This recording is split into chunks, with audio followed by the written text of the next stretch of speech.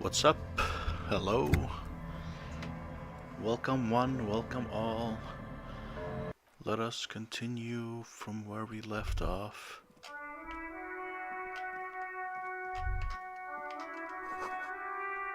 But without actual America, the book is out man from Hyamdal and the wildfire. Hello again, sir. Okay, bye.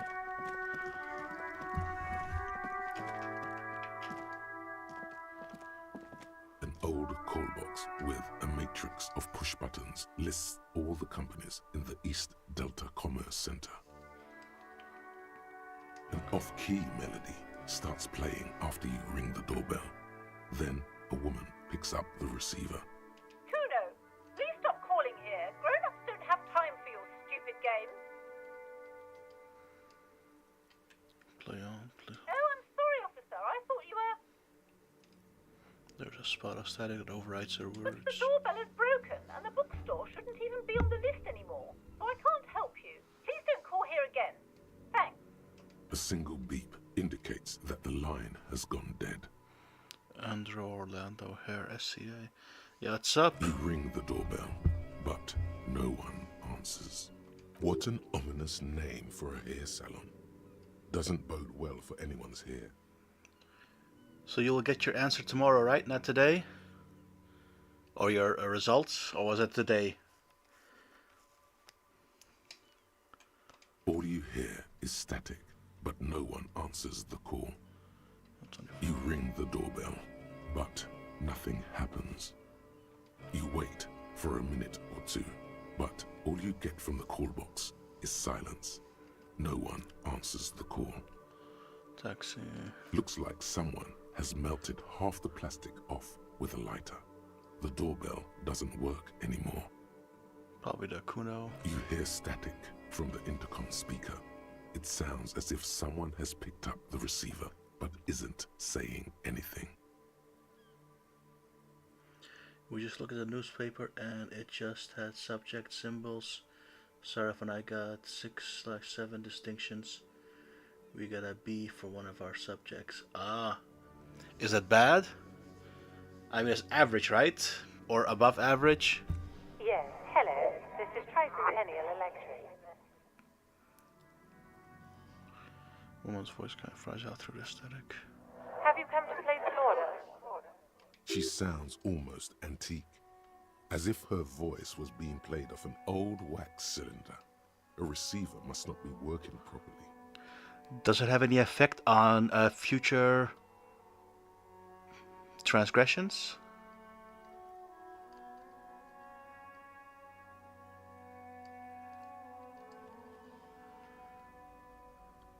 B is above 70%. Okay. But again, does it have any repercussions if you don't get an A?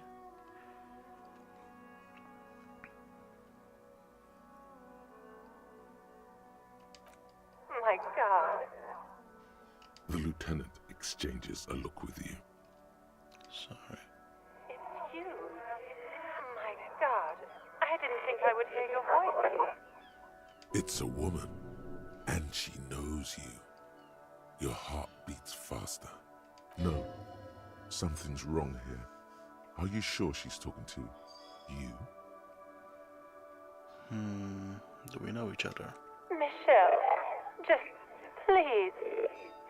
She stops. You can hear her breathe heavily, her breath distorted by ancient static.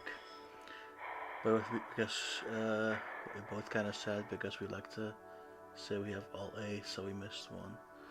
Ah, bragging rights. Fair enough. Sounds like a ghost. Wind blows through your clothes and you feel detached from your surroundings. Inside the building, a cold memory hangs. Is there a way to dispute the result? Like maybe they made an error or something? Something you can look back and discuss with a teacher? Do they have that as well? And you know, at your school? Why did you even call? I don't understand. You've been gone for months. I thought you didn't care.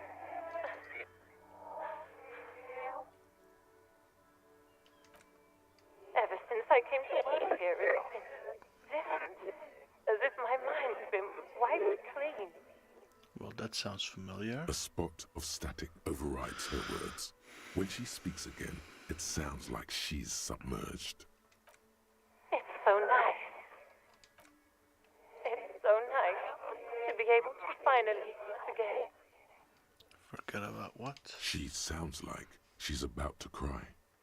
The cold is deep under your skin, as if you were talking to someone who's 100 years away. Somewhere inside the building, water is flooding the cellar floor. Hello? She doesn't answer.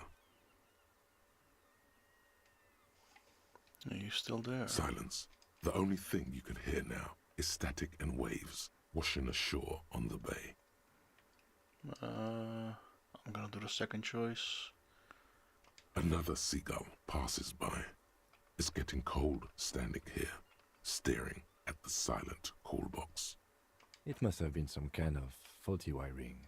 We should maybe stop playing with this doorbell. It looks ancient. F-U-C-K. You press the number sign on the keypad that terminates the call. 12 name cards on the call box read. Now let's challenge the SCA. No. Hold on. The last thing you need in your life is more hysteric emotions. Forget it. Find something else to do. Sorry, what did you say? My parents needed something. Oh, sorry. I said, is there a way to dispute the results? Like talk with a teacher or something to, you know, see if there was any discrepancy, any mistakes while grading or something.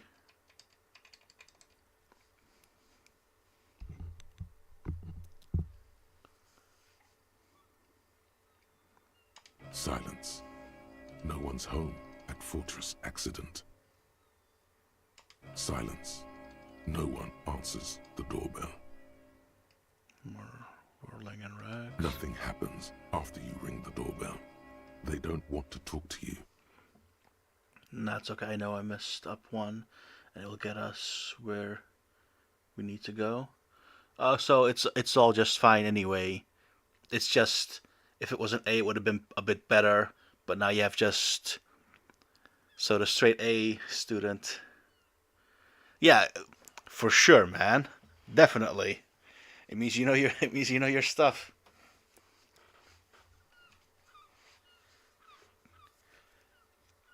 And it's also a good point, unless you know where you messed up, to know what to focus on more than the others, for example.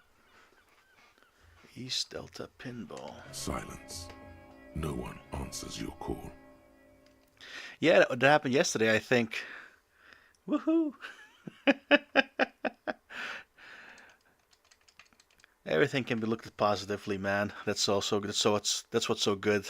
If you keep a clear head, just look at it from more angles than just one.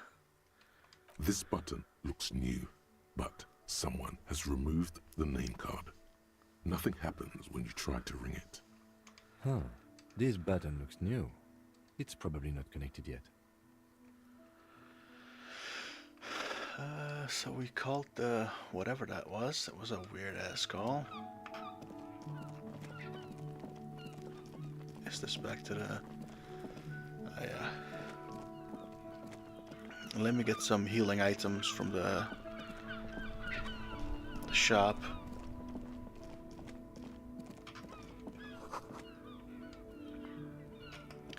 Closed for frites.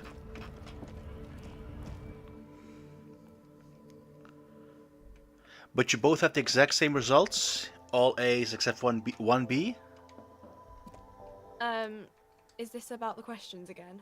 Because I don't really know anything. Oh, yeah. Wow. I didn't know you worked for the union, sir.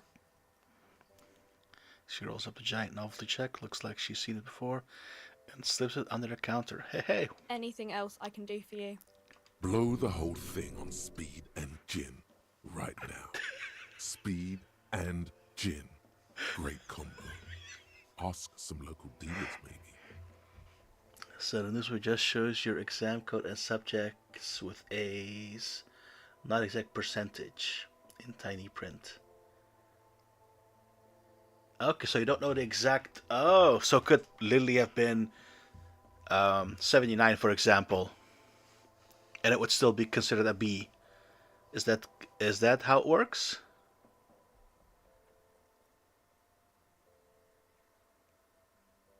Ah, but if you have like a 79, for example, couldn't you just, wiggle your way, talk? I mean, if such a thing were to happen here, you can sometimes uh, have a discussion with the teacher. Okay. Then you'll see. Teachers don't mark it. Oh, is it automated? Do you have any ammonia for sale? She looks up from her magazine, eyes filled with tired ennui. Yes, what we have is there, in the medicine cabinet. Go take a look yourself. Was it this one? A small cabinet on the wall is filled with various medicine bottles, nasal sprays, and blister packs. They all bear the Saint Baptiste Pharmaceutics logo. You already got your. You can ask for remark, but there's no point if I already got my accept. That's true. Yeah, that's a good point. Okay, here. I hope Saint Baptiste makes you feel better or something. Okay, here. I hope Saint Baptiste makes you feel better or something. We got $30. Don't need that. Maybe for later. Here. I hope Saint Baptiste makes you feel better or something. Let's heal twice. Oh, actually, just get. Okay. Here. I hope Saint Baptiste makes you feel better or something. And I'll take. Okay. Here. I hope Saint Baptiste makes you feel better or something. So you got the acceptance, huh? Congratulations. A colorful display of cigarettes and alcohol bottles line the shop wall, inviting you closer. Again, I'm obliged to inform you that both alcohol and cigarettes damage your health. I'm gonna get the smokes because the guy told me to. Here you go, mister.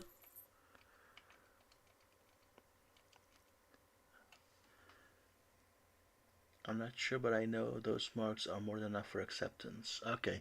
Also, the education you want to go for, or the school you want to go for?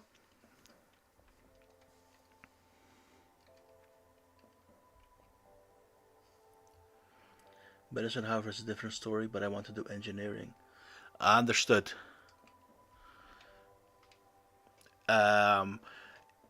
Is the difference in all A's, or just different marks have to be better than specific ones?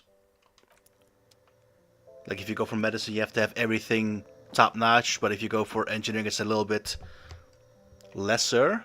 Because I'm not sure how it works. The tear machine stands in the corner. A sign says, 1 bottle equals 10 cents. Never mind.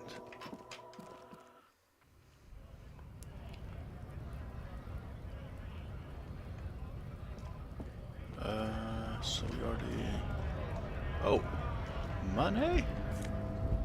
Oh, give me that money. I can talk to you now, actually. Maybe something else will happen.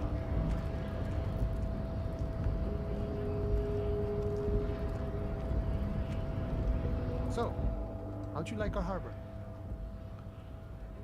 Was nice enough. It's but a rest area on the path leading across open plains. A wide smiling adorning his face. Right. You talk to the boss, eye to eye, like men of the plain. If you have any more questions, I'm set to talk. Everard said you have a key to the door. To a door? That's The mercenary, eh? Who could have killed him? That's indeed the question. Why even do such a thing? He shakes his head solemnly. The harbor is a prime area of suspicion. In your opinion, are the dock workers involved in the killing? What a thought. Why would noble workers resort to such a thing? Unless they were pushed, of course. Pushed how? Your dead guy was an enemy combatant. Hold up, what does that mean? He was an agent of the opposition, attempting to undermine our honorable efforts. Did you kill him? I ain't the murdering type, but that's just me. Large organizations like our union have all sorts of men, with all sorts of skills. Understood. This has been of limited use. Still, thank you. No problem. I wish the best to you in your search. Sure, I'm glad it's not my search. Take a sip from his flask. Everard said you have a key to a door. A key, huh? What door is this key supposed to open? You said it belonged to a weasel. Oh, say no more. I got you. He taps the inside of his size of his nose with a little wink. I got that key right here. And let me tell you, it's mighty good of you to help us out during the strike. Working class solidarity, as they say.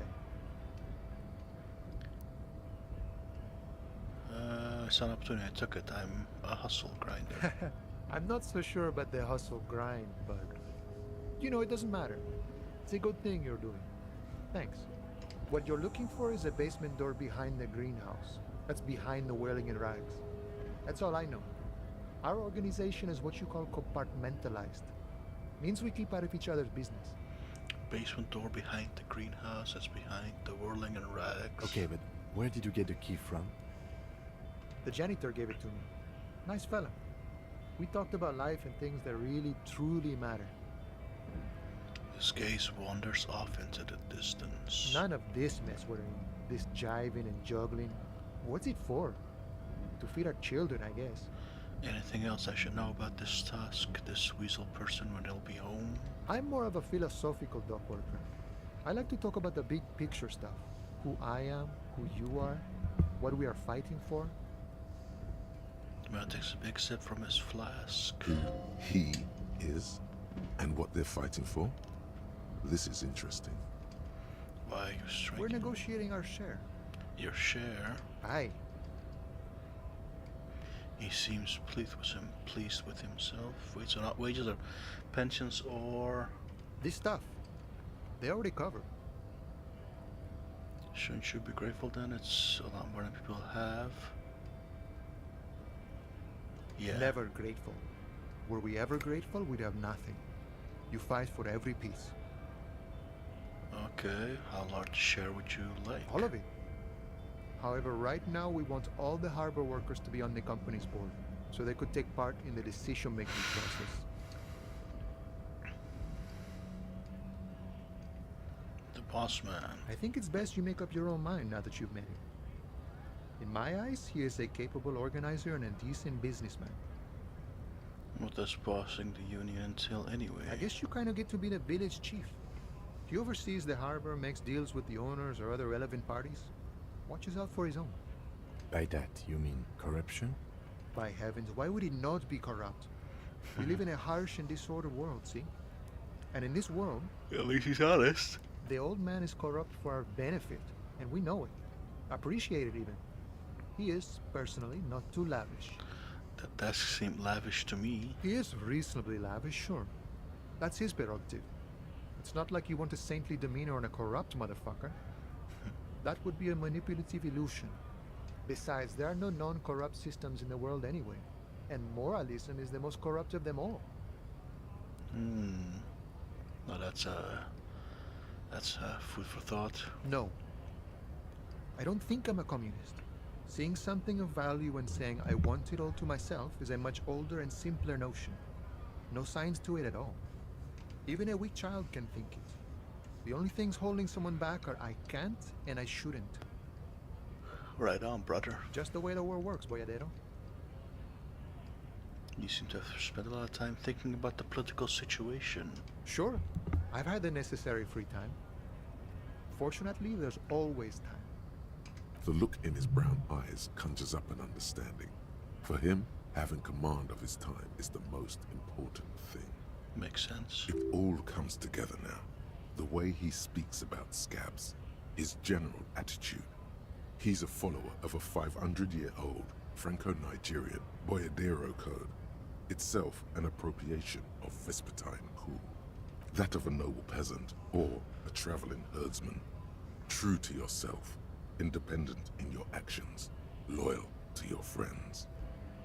It doesn't sound that cool. Sounds antiqued. Obsolete past is not disco. Maybe I am a boydero. No, Maybe. no. The man sits on the railing, his hands reaching far and wide. Yet it feels as if he could effortlessly go even wider, if need be, an endless torrent of time. Well, good talk. So you gotta run.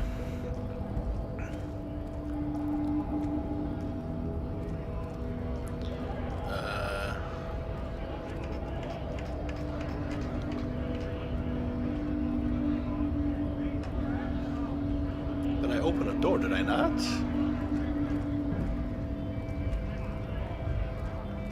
Can I try again? Or will the...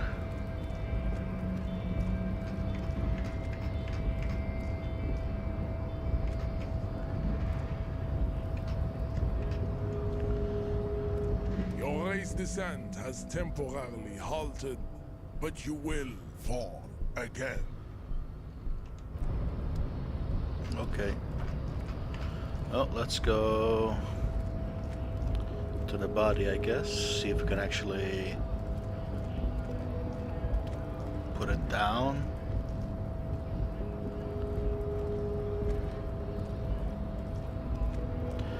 The stairs walking is so... Who is you again? Looking for something, Rod? Come to tell me to fuck off again? Yep, definitely.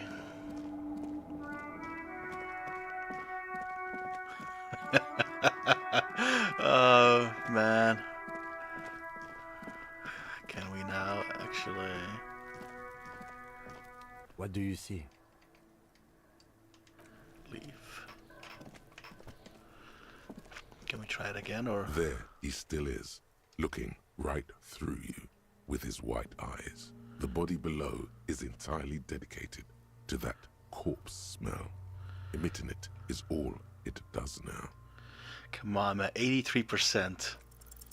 As you breathe in, the odor comes over you. It's a smell of the mind telling you to run, and your stomach to wring itself empty. With your hands at your sides and your eyes squinting, you stand in it. Did I always... The man before you is naked, but for a pair of underpants and enamel boots. His skin is greenish, marbled with decaying veins, and blotched by lividity. A fading web of tattoos covers his chest and shoulders.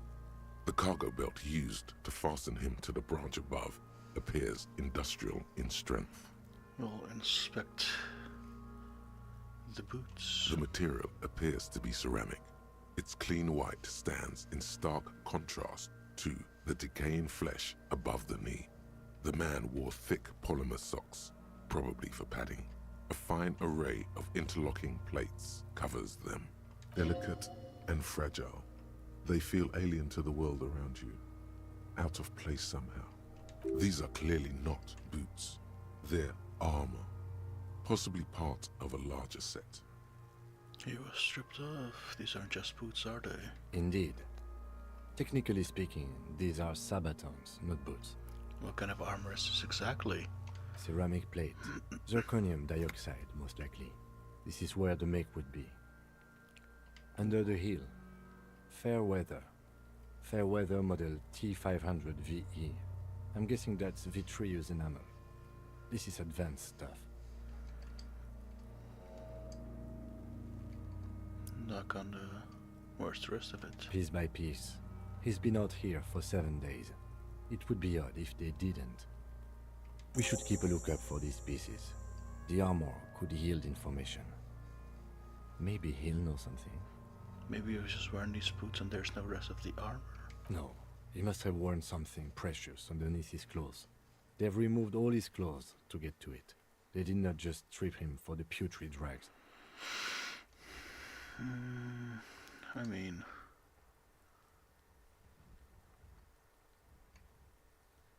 this could work. Now let's wear the clothes. Have you seen? Someone could have cleaned the yard, but that's a question for the red-haired thing.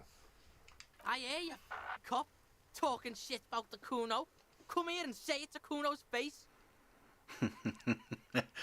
Well, I told him to strip before they hung him.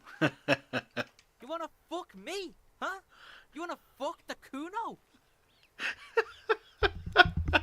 Oh man, this kid is brilliant. Before they hung him to demean him. They usually hang them completely naked for that. La puta madre, the Mazda, the Besmerties and the like. This one still has his underpants. What? Are you trying to ignore me now, fuckface? Kuno, this boots shit is super boring, and the guy's a total Victopaz. Material looks out of place here. It is. It's expensive. And the lieutenant draws a line in the condensation on the ceramic with his index finger. We've requested similar material for our tactical units for years now. The constabularies deemed it too costly. In that time, we've lost 6 men to semi-automatics. How much are we talking about? For a full set, about 4 years of wages. Ka-ching, baby, not to the boots. By catching, do you mean let's not log them as evidence? Let's steal them? No, that's not what I meant. Of course. Looks out of place. How could this man afford such expensive hardware? That's for us to find out. My initial report on the area suggests he was a security guard for the harbor company. But that's just hearsay. Initial report? Just something I scraped together from my station. An area report on Martinez. I'm sure you did the same. He's not actually sure of that. He's just being tactful. Pretty advanced. I agree. This equipment is way beyond what a guard can afford. Knock on the boot. A small bell-like sound fills the air, like tapping on the side of a porcelain cup. Sounds fragile. It's anything but. This material is a kinetic redistributor. It spreads kinetic energy horizontally, from plate to plate, dissipating it entirely. See? Is an A for your 90 plus? Ooh. Well, we just get numbers. Like a 10 is like a, I think A plus if that's the top one, and then just go below her. I heard, yeah. So you just one, right? One sad. One sad, great. But as long as everything else is fine, I mean. And again, when you see your results tomorrow, maybe there's some, I don't know, discussion to be had. Yeah, stupid second language. Afrikaans. Jammer. That's a shame. Faint, organic lines cover the plates where they separate into smaller ones. These plates then divide into smaller plates until there are hundreds of them altogether. But is Afrikaans, it's a choice you can make, right? If you want to do that or not? Or is it mandatory? Like whirls of floorboards, the design looks organic, influenced by highly resistant wood materials, like lignum vitae and ebony perhaps. What does this remind me of? If trees were made of porcelain, this is what their cross-sections would look like. The smooth, glossy surface fractures into ever more intricate interconnections, peaking on the right sabaton, where you notice. The whirls are in the shape of a letter and number combination, E50, 100, 1000. You can pick if you wanted to do Afrikaans, or was it mandatory to actually do that one? The second language. I apologize for my fast talking. It's very common to me. I apologize. It's just everything runs like a speeding car in my head, and my mouth can't keep up, so I process information too fast, and also want to get the information out as fast as possible, but then I speak way too fast, and it just sometimes unhearable. Good. Can you read it to me? If it's balanced tongue, E50, 100, We 1000. have a make and a number. That's something. We can use the radio in my kinema when we're done. Either station can chase it for us. Pull the boot off. This feels dangerous. Are you sure? I mean, The stench fills your nostrils. As you push downward, an ominous creaking sound comes from above. Stop! put under your arm. Pig's gonna pull his head off. Brutal!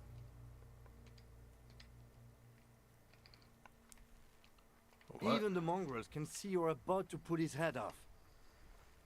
It's mandatory to choose between Zulu or Afrikaans, but it wasn't your talking. My parents are going crazy right now. Oh, yeah. Everything okay? It's not about me, is it? I'm just joking, I'm sorry. Is everything okay? Do it, homo!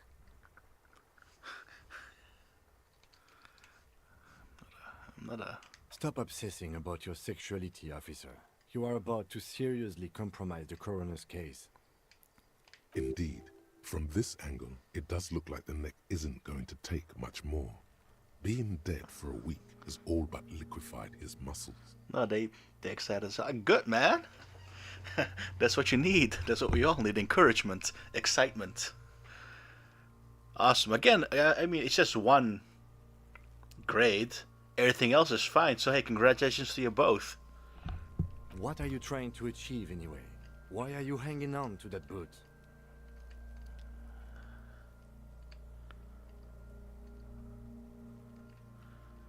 Our detectives, there might be clues inside the boot. How many clues do you need? You already found a number. Besides, He taps on the boot. there's no way you're getting them off. All the organic matter in his body has been flowing down into the boots. They are fused to his feet now. Why do you think the locals haven't scavenged them yet? You're just annoyed because you worked so hard. Bro, it's like me for real. No, of course, but I mean... well, this is part of... you know, this is a good lesson also. You can always work hard. That's the most important part. It's not the results that always matter. It's that you actually can work hard and will work hard. Sometimes the result doesn't speak for how much effort you put in. That can always be the case, right? You're sure there's a way to peel them off, but first the body needs to be down. And second, it would probably be better if the lieutenant wasn't around.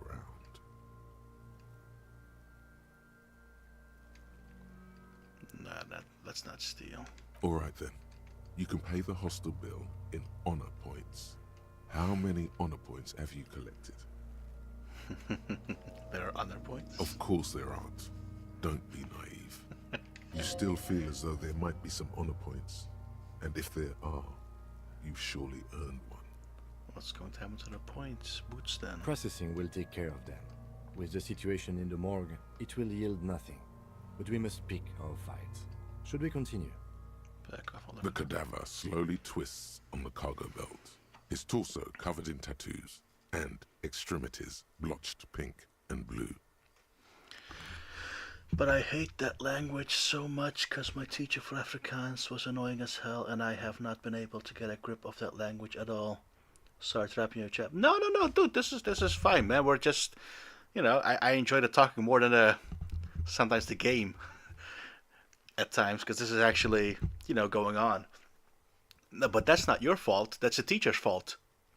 There are no such things as bad students, right? Only bad teachers, as they say. it does apply to most things. If they can't teach you the specific way to actually learn something, and they can't spark your interest and want to learn on your own, it means they failed, not you. You said you did your best. You worked hard. And if everything else that you did shows a reflection on your grade, and this one does not, no, there's definitely bad students too, but Saraf is not one of them. For sure. But what I mean is, if every other grade is well, depending on how you got it, if your teachers are, for example, better at explaining certain things, and or if you worked hard at them, maybe it sparked more interest in the one to actually do the subjects, for example. But if one of them, the Afrikaans in this case, was not really handled well by the teacher, it means that they failed their job, not you as a student. Because also, every student needs to be taught, I think, in my own personal experience, a different way. Not everything works the exact same for everybody. So I'd say it's more a failure on their part, not yours. If everything is an A except for one, that says enough, doesn't it? It means that one specific subject either did not grasp into your mind as well, or you didn't work hard enough, but you said you did, so I'm leaving your word for it. So I'd say that it's probably the teacher's fault then. Because teachers do usually have a influence on you if you want to learn something or not. If they're really good at it, or if you really look up to them, that does affect your learning capabilities. You get more interested in it, if that makes sense.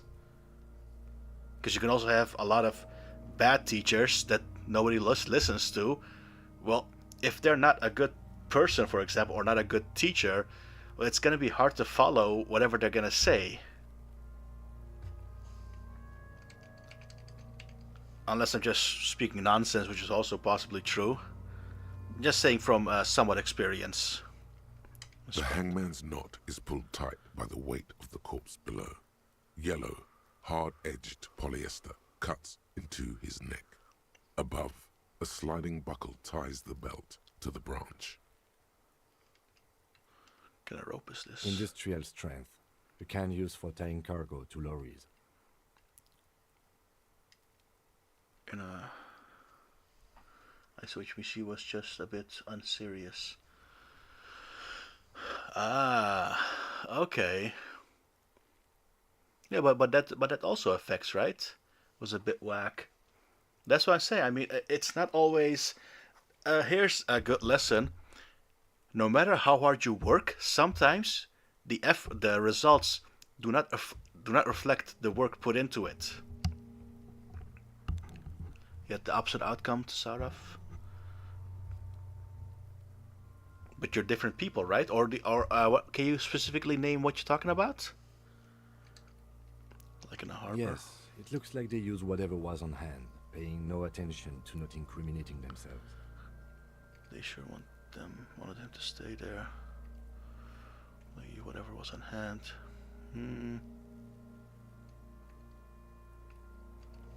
I'm still approaching this as a lynching, yes, motivated by the ongoing strike.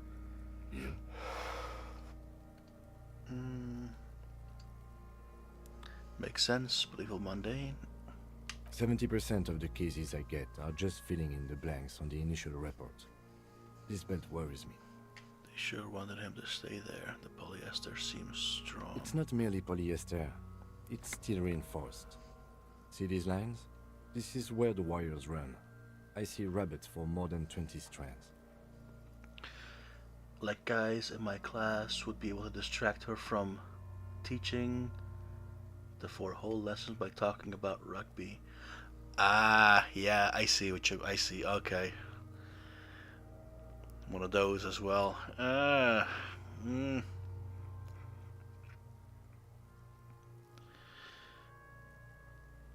That's a tough one. Yeah.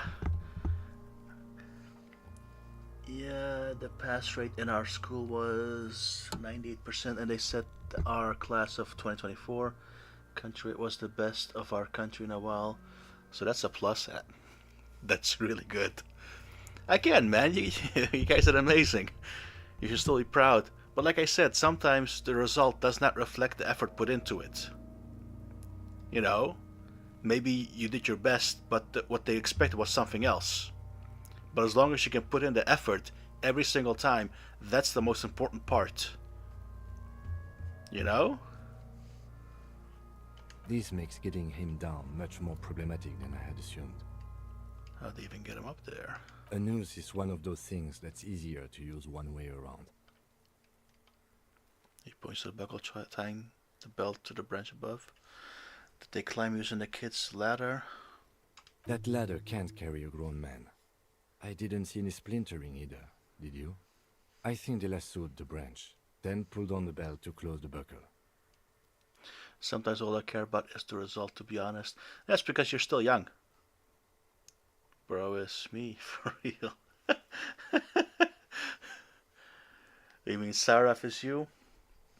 No, but what I'm saying is, again, you're doing the work most of the time for somebody else. Your effort that you do, most of the time, it comes from within, and it means that you can always do it. But maybe it's not the result they expected.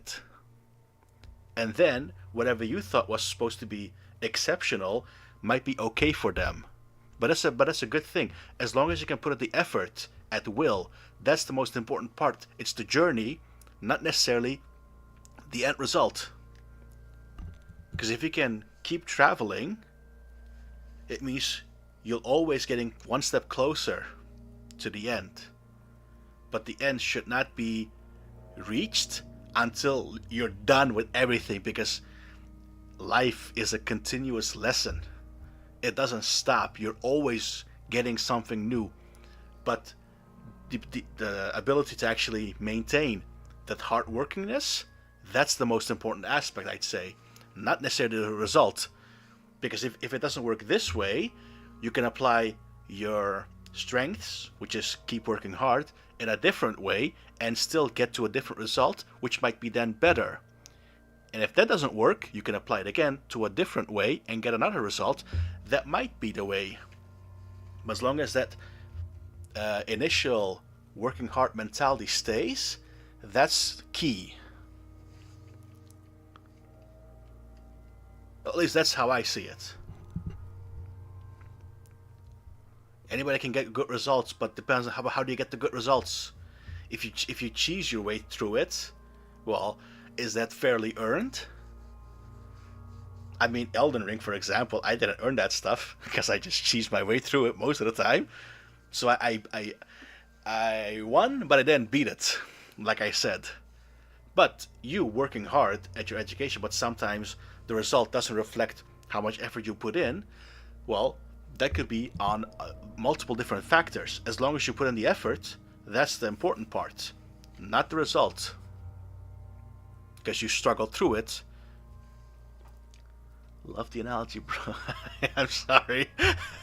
I always compare it to either games or something, because it makes a lot. Because I always have to bring my own experiences. It's how I explain things to people. If it's a bit too complex, I make it very simplified. I just explain in gaming terms, for example, as if you explain to a kid. Wish I cheesed physics. Yeah, but then, but it's not about the cheese, right? Because later you're not gonna be able to cheese it. You just have to find the answers a different way. All they want for you to do now is just have the capability to just work through whatever you need to get decent results. But the effort is what they're looking for, not the results, because anybody can get the results. You can cheese to get the results, but if you actually struggle through it and maintain that is more important for anybody, I think. Same as a kid who is not well off and a rich kid, their lifestyles are very different. The rich kid might not want something because he already has most of what he needs, but the one who doesn't have something and who wants to grow into something more, they will put in the effort to get to a certain point. The other one does not need to. But the effort, you gain so much more by putting in the effort. Builds character. It builds a lot of things. And people will respect you for that because you worked hard to get to a certain point instead of just being handed, oh, this is your silver spoon, right? If you work towards getting that silver spoon, people will see, okay, well, you did a lot of effort, and you know you did the effort to actually get there. And if you can do it once, you can do it again. But if somebody hands it to you, and they don't hand it to you again, well, after the first one is gone, you're basically stuck because you can't get it again. You have to do it again. You have to get it. You have to do it yourself. But then it's too late because you're already, I think, stuck to a certain lifestyle or demands or, I don't know, privileges. But the mindset of being able to just put in the effort, that is more important than, okay, I have the best results, instead of how do I get the results. Same as with math, right? They always got to see the proof. The proof is the effort. How do you get there? The result is easy. But if you can prove your way, how to do it, that is the most important part of it. Not that you get the results. How did you get the results? How did I put the effort into it? How did I get there? Instead of getting there. And I think that tells a better story as well. Just in story, like, what did you go through to get to that point, instead of, oh, I got there.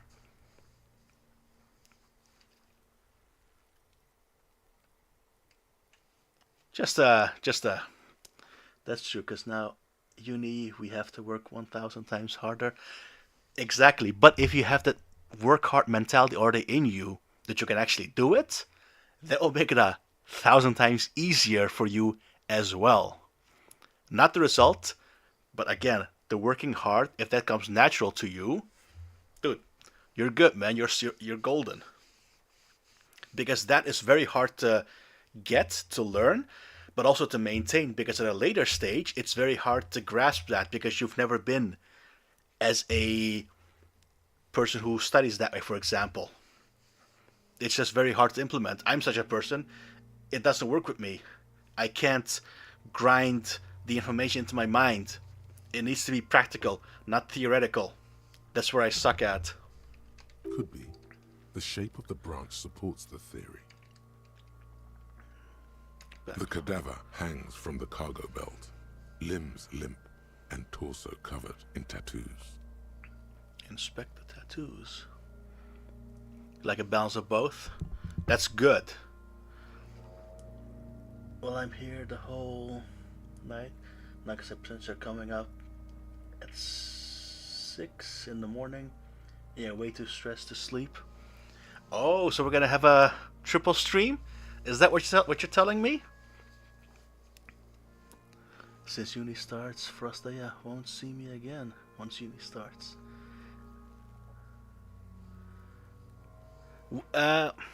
Yes, sir. Nice. Well, I won't make this a long video, I think, then. Most likely.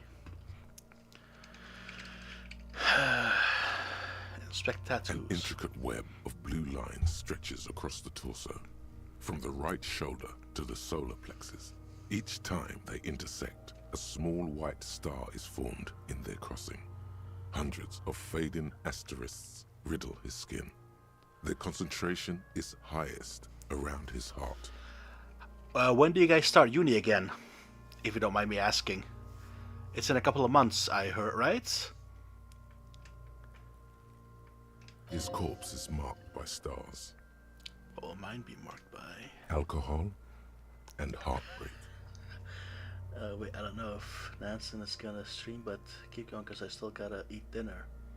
Around 14-20 Feb. Ah, okay, nice. Halfway through February. Okay. So enough time to finish RDR2 and possibly armored core. Map of a night sky. The map of the stars.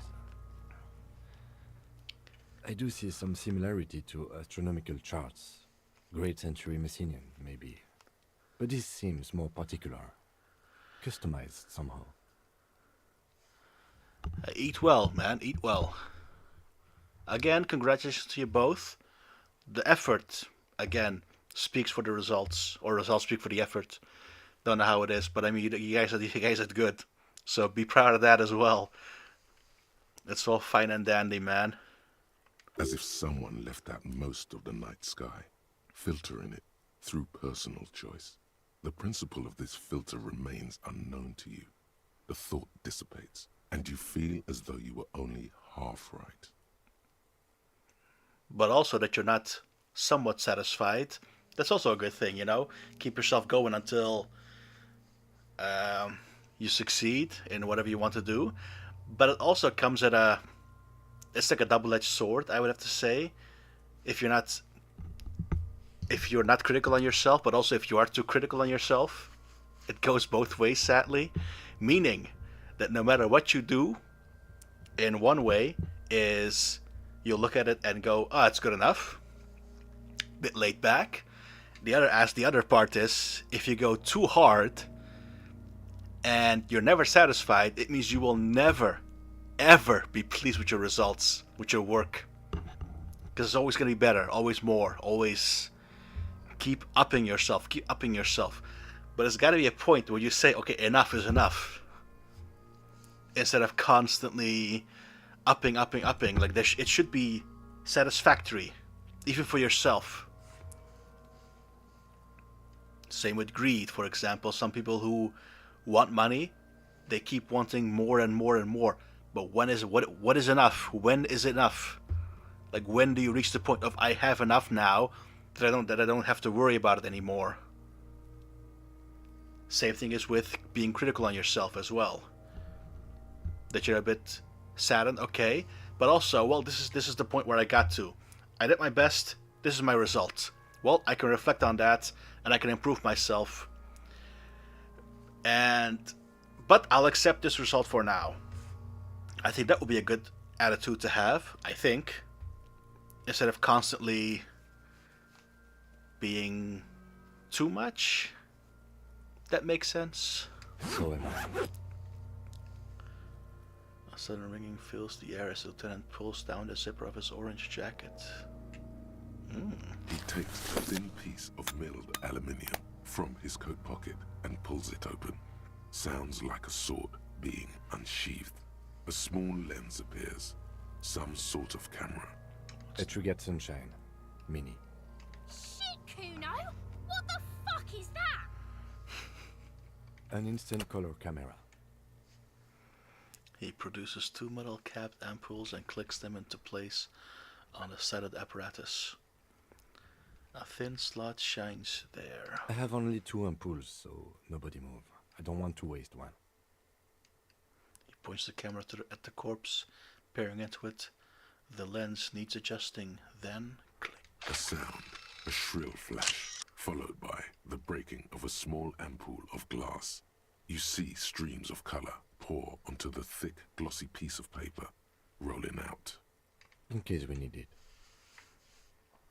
The lieutenant says and shakes the paper, letting it dry in the cold wind. On it, a color-perfect copy of the dead man's tattooed chest. What do we need this cool machine?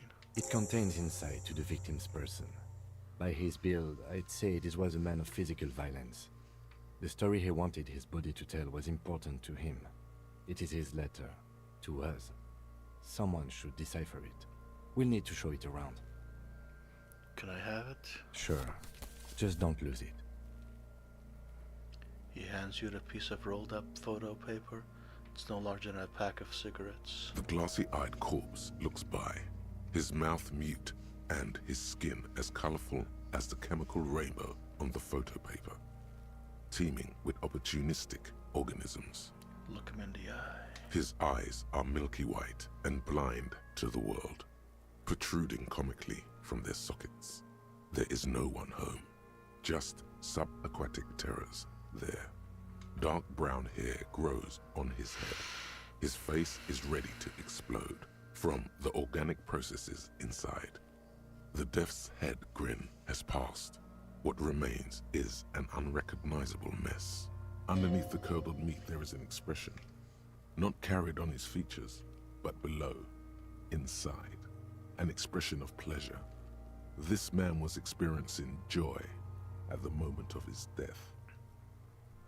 Let's try it. I'm gone. What? Where have you gone? Into the wild pale yonder. Where is that? In the past. Way out in the west. I can see you're gone, but who are you? I'm a joke. Look at me. Nothing funny. There is nothing funny about jokes either. A killer. A motherfucker. And a killer. Not a question. Go ahead, Kobo. Kobo? What is happening? What do you mean? I'm talking to you. It's the power of your... Black frothy liquid starts bubbling on his lips. Imagination. Go ahead. Ask me more questions. You fucking love questions. Why do I love questions so much? Because you're a copperoonie. Look at all of them go. Do you want more questions? Yeah, give me questions. Here you go, you loony. It's my name, Rooney. Fuck no. You're no Rooney. No, you're not a Harry either. You're a motherfucker. That's who you are. Rooney the motherfucker. That's nothing terrible. Because you have. I hate you, you stink and you're boring. Do I remind you of someone?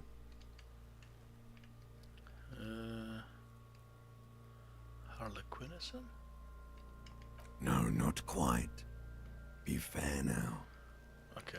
You sure I got out of that one? Coppolini. Why were you feeling pleasure when you died? Maybe I was getting my rocks off.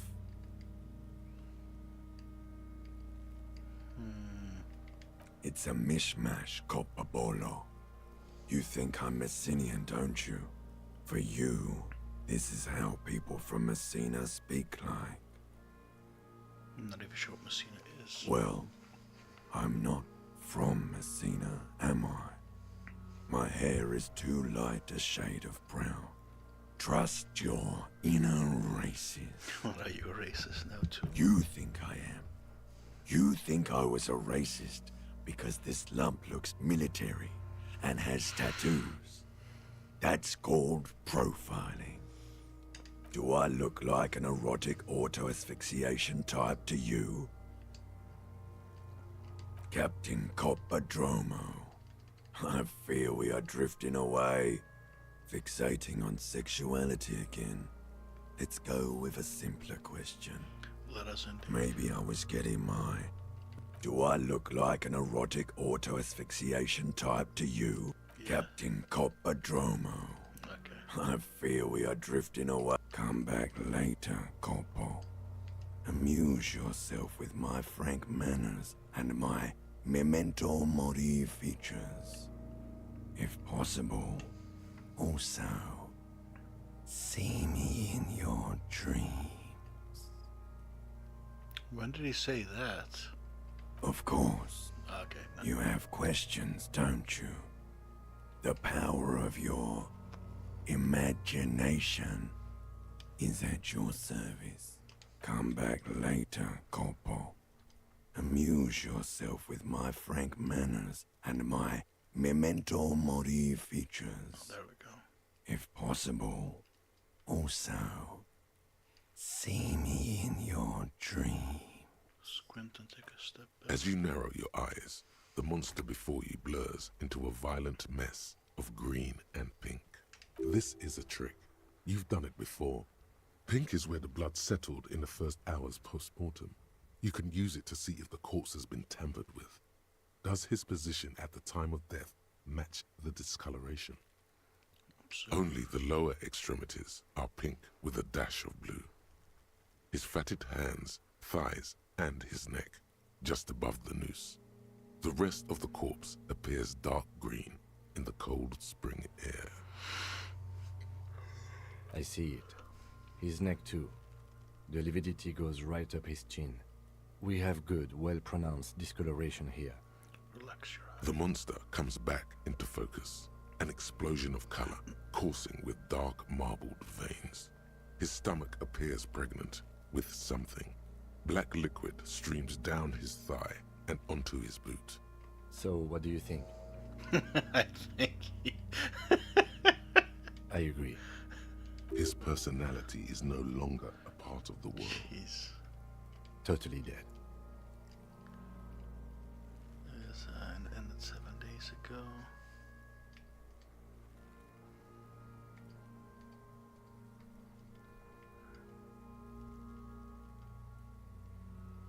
Well, let's just... That sounds about right, yes. I think it was upright after death, his hands and neck are covered, you know, something is coming.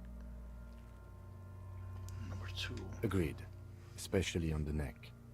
The belt acted like a tourniquet, keeping the blood in his head. The hypostasis supports her hanging. Could it still be he was moved after death? There's always a chance. We should check for ligament marks on his neck to see if they're in tune with the belt. We'll have to get him down first. Agreed. Especially on the neck.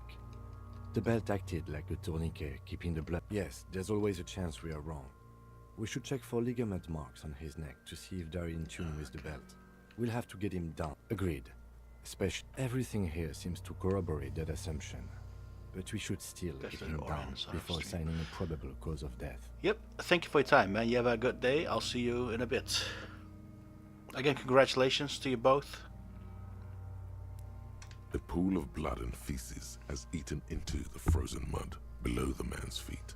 Purge liquid is dripping into it, drop by drop. The victim appears to have contained no more than half a kilogram of digestion at the time of death. The fuck he's saying?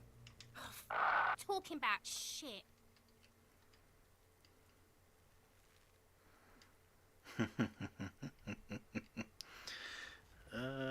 Let's see, we went to the toilet sometime before that got there, right, Aima? Malicious laughter erupts in the yard. Sounds like seagulls. Big said he's a... The lieutenant's face is made of stone. Are you speaking now? I do. Most of them are post-mortem. Maybe even all of them. The delinquents have made our jobs harder with their little sport. Stop talking in riddles, coin slot. He means you fucked him up good, Kuno. Fucked him up brutal-like. A pool of blood and feces. The victim appears to have The fuck he's... Talking about shit. Maybe. He doesn't really back off and catch. But there is no breath to catch. Only the cadaver filling the air and your nostrils. He slowly rotates before you, decomposing. So how do we get him down? Are you sure we finished the preliminary examination of the cadaver? We might miss some of these things once he's down. The cadaver slowly twists on the cargo belt, his torso covered in tattoos, and extremities blotched pink and blue. Yep. The steel-reinforced belt presents a unique challenge. I brought chain cutters, but I don't see a good angle of approach to the belt. The cadaver is a good 1.2 meters up. Neither one of us can reach the belt without assistance. And even if we do, there's the question of cutting it.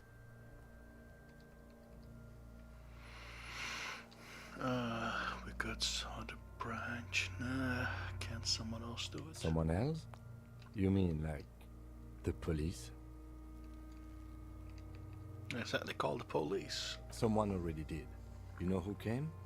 We did. Because we have made bad life decisions. I know it's hard, but I assure you, the others won't come to help us. And we have a growing sanitary concern here. We need to get him down, fast. Climb up there and saw the branch? There has to be a less risky way, with less falling down of trees.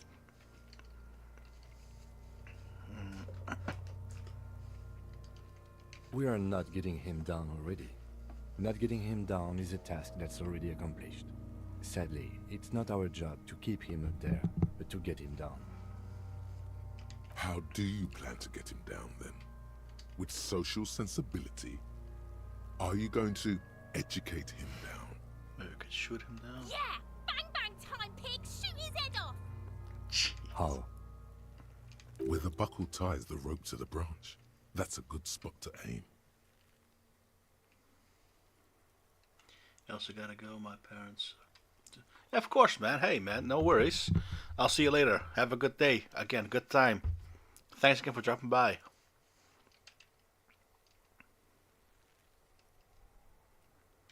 Where? Ah, yes, I see. If the shot hits that, there might be a chance to release the belt. Yeah, now we're talking. Entertain a Kuno with some shit. They'll miss! The pigs will miss Kuno.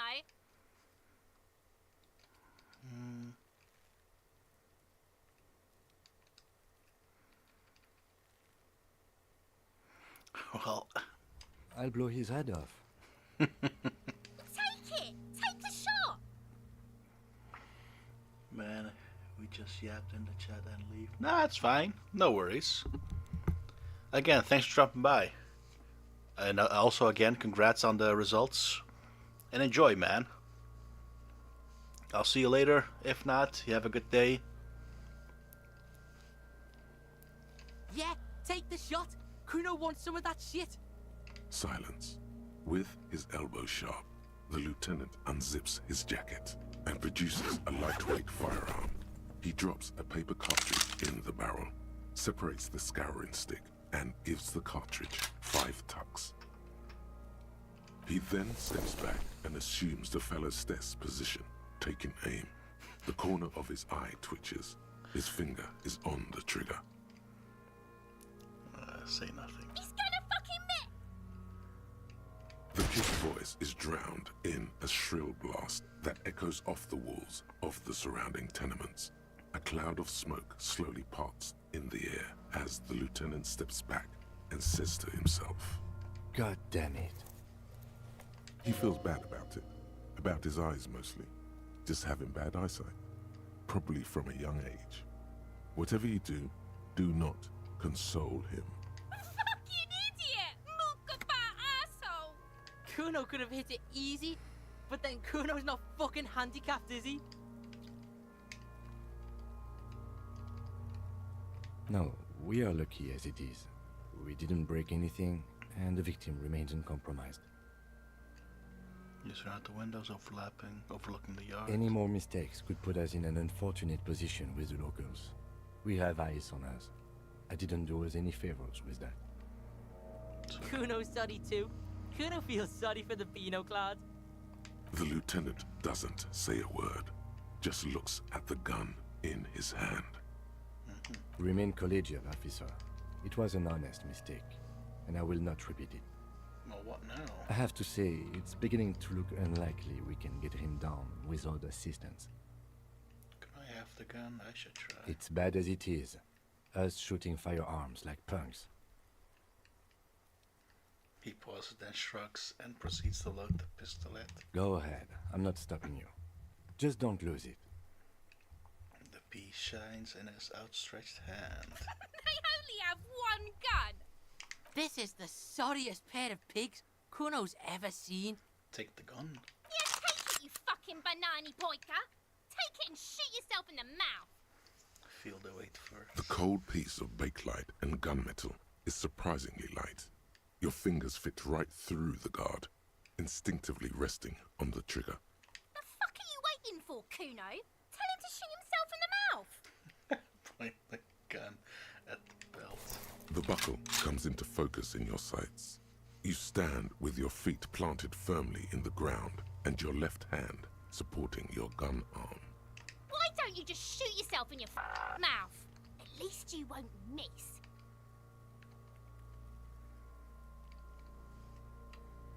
Do it! Set me free! You feel as though it would be dangerous to set this creature free to roam about the cosmos. Don't. He feels his hand on your shoulder. Do it! Put it right here, Mulka! Right here! You're now pointing at it. Intense shit, copper. Yes. He waved his gun! It wasn't intense, it was pathetic! Close your left. Your field of view narrows. The branch slowly moves, becoming entirely two-dimensional. The metal buckle glimmers, catching the evening light as the corpse slowly rotates. The slow movement of the branch in the wind and your shoulders directing the gun sink up, dancing hypnotically. Look, he's crying! You gonna cry now, fucking faggoty? Oh, let's just say... Shut up. What? You gonna fuck me? You wanna fuck me, pig? Is that what this is about? Jeez.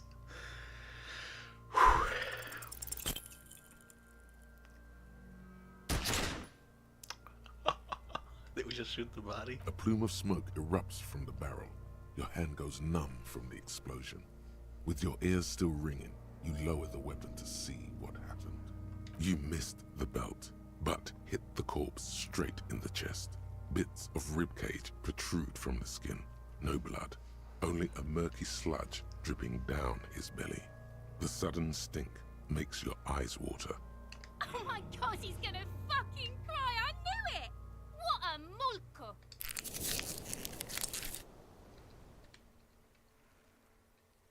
What's wrong with your weapon? The armistice is sufficiently precise, officer, especially at close range. Take sidearm and holster. It's not the gun's fault you can't shoot. It's your pig hands. Pigs don't have hands. They have, like, fucking hooves or something. Kuno has hands. Kuno can shoot that shit down for you.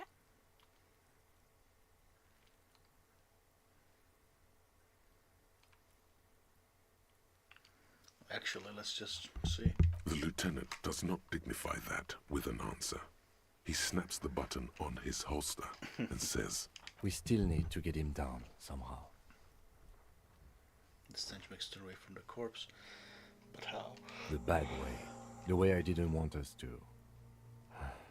By asking the harbor for help. They have the tools and the men. If they put him up there, they can take him down too. To ask the suspects for help with the victim's body? To be indebted to Evrard Clare? Very much, yes. Which is why I would have preferred us to accomplish this feat ourselves. Clearly we can't. Suck my dick, bitches! Hooray for us. Let's get to it then. Oh.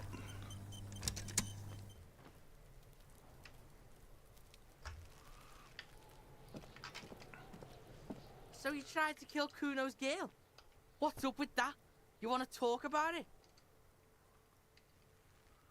I'm sorry about that. Do this shit again, and Kuno's gonna climb in your room at night with a knife. He points towards the whirling rags and whispers. Kuno knows where you sleep. The pig who fucked his window up. I'm gonna climb in through that balcony, put the fucking knife in you. Yeah. I've been in your room. But you and Kuno are good for now. Pals, shoot that shit at Kuno. Let's have a jolly time.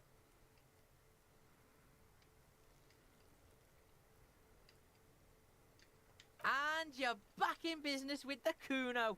Now what is it?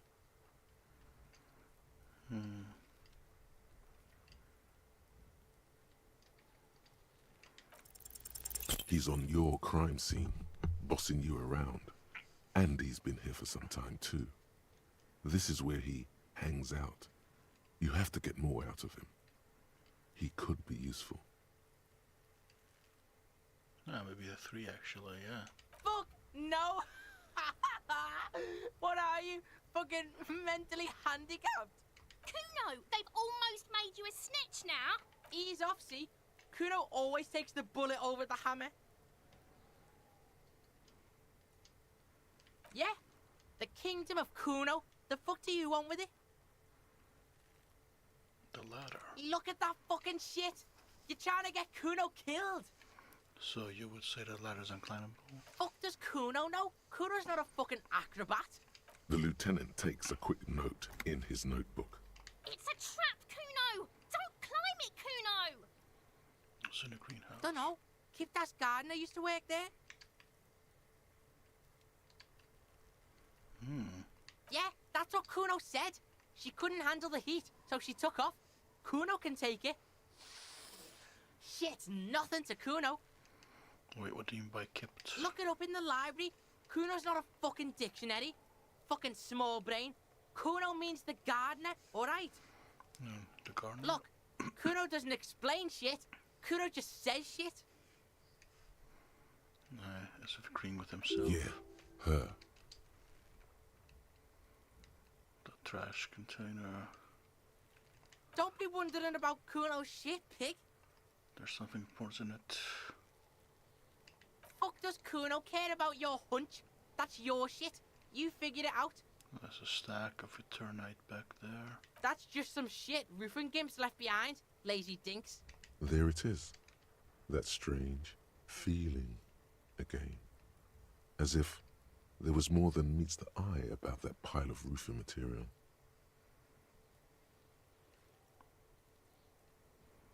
The fuck are you talking about? Kuno doesn't know what handed gimps they were. Trying to get you to talk gimp, Kuno. Don't talk. Number 1. Inner eye. Fuck are you talking about? Ask me a normal question, pig. They're trying to make you feel stupid, Kuno. You glance again at the roofing material in front of the shack. Yes, you should go back there. Yeah, whatever. Kuno doesn't give a shit. Kuno doesn't fucking care. Okay. I have this one. An inconspicuous pile of the roofing material, Eternite. Because there's a secret door hidden behind the panels of Eternite. That's why they're too orderly. There it is. You see a shabby little door. Oh, nice. What is this then? A tool shed? Let's investigate.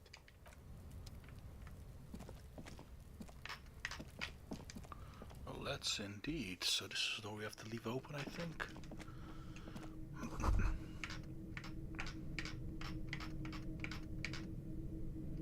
A silver plate with trace of... Be still, my beating heart. It's amphetamine. Sweet amphetamine. The lieutenant isn't studying the powder in the mirror. He's studying you.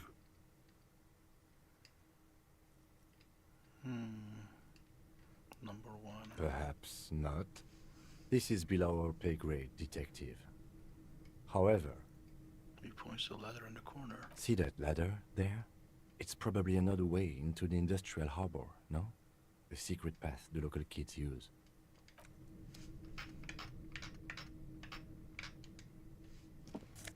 Oh, money! But get out of the way or get effed up. Do magnesium supplements. Cured pig set, it looks mummified. Oh. Full of rainwater. Oh. Really? Well, what can we do down here?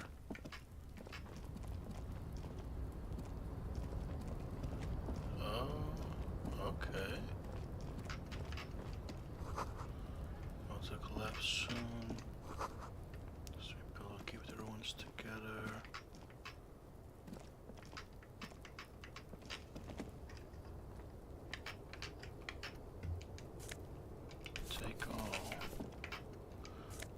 Money, take all. Anything else that I... Can I not turn the camera around? I don't think so. And what else is there? I don't see anything else.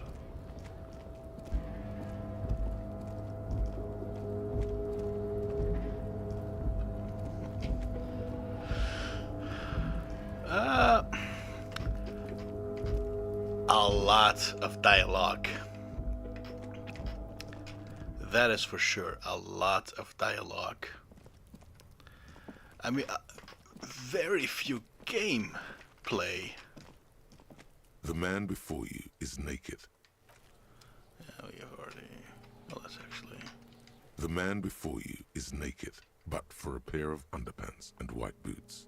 His skin is marbled with decaying veins and blotched by lividity. On his chest, a fading web of tattoos. The cargo belt used to hang him from the tree looks reinforced.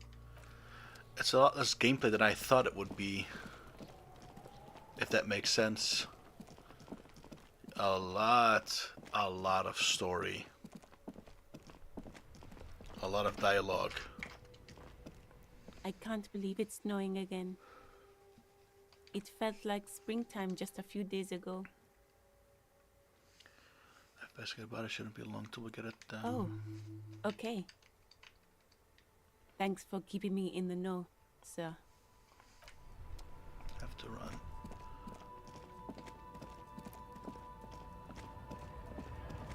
And I don't understand that it's, you know, you make your own story type of thing. Right to work! Right to work!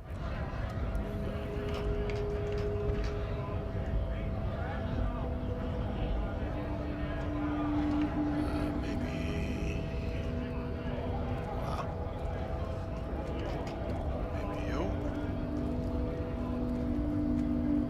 You still enjoying Balatro? All I'm wondering, man. How can I help you? Yeah, you have to get used to it. Balatro or this?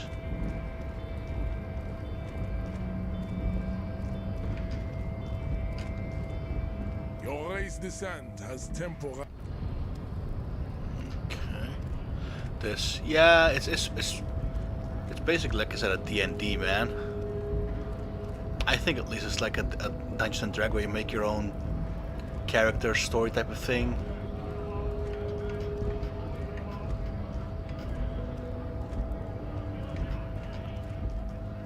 And also the choices. Take the money. A lorry stuck in the traffic jam. This big, heavy Grad-made machine is well kept for such an old machine. Yeah, nothing. So to take from the harbor. This is not the harbor, is it? Okay, now I gotta go further inside. Also trying to figure out where to go and whatnot. That's the kind of a puzzly. So is this the harbor then?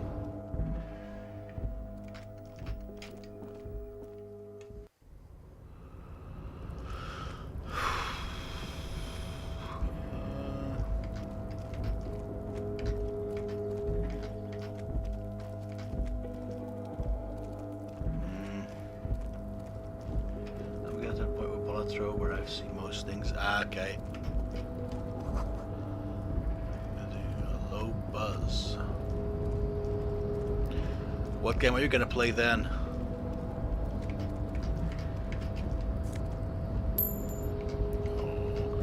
Money! Money, money, money! This way, maybe.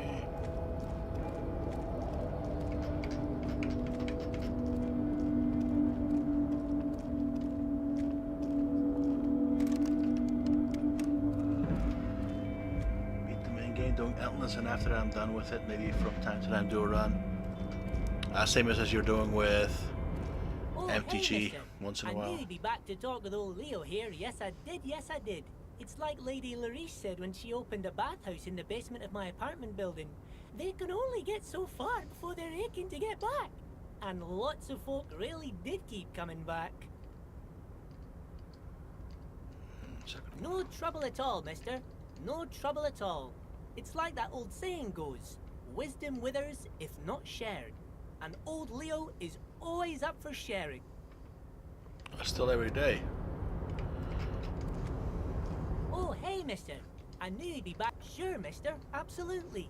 I'm always willing to help out nice fellows such as yourself. Deep in the eyes.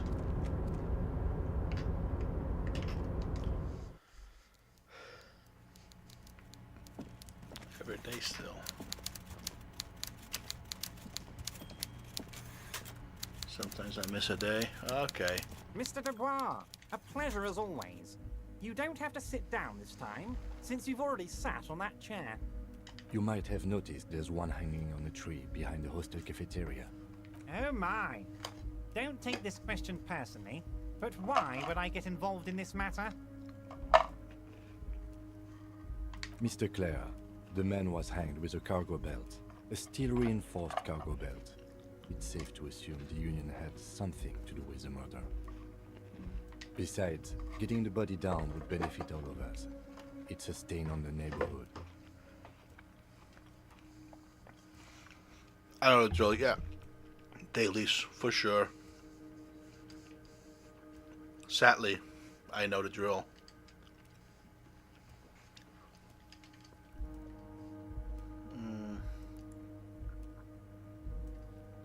Say nothing. I can certainly see how having him up there might start affecting some real estate values. He licks his fat lips and smiles. But of course, all joking aside, I am going to help you. He picks up the handset of a radio phone to his right, then clicks a button. Jean-Luc, the cop who bested you in physical combat is here, and he has a little dead body in a tree problem. Namely, he needs it to be taken down. Please extend him this courtesy. You can find Luke down at the gates, but you already knew that. Anyway, he's going to help you, now that he's back on his feet. See you soon, Debardeur. Just kidding, but not too much. Okay, at least we're getting somewhere. Can I just get out, dude? Was it here? It's so frustrating sometimes, the movement of this game.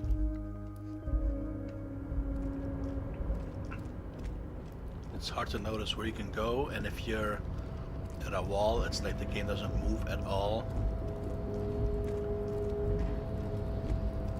Just a slight annoyance. Like you think you can go up the stairs, but then you can't.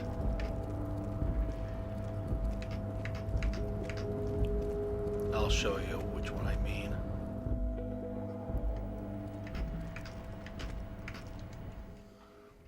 No camera adjusting, or I don't know. So here.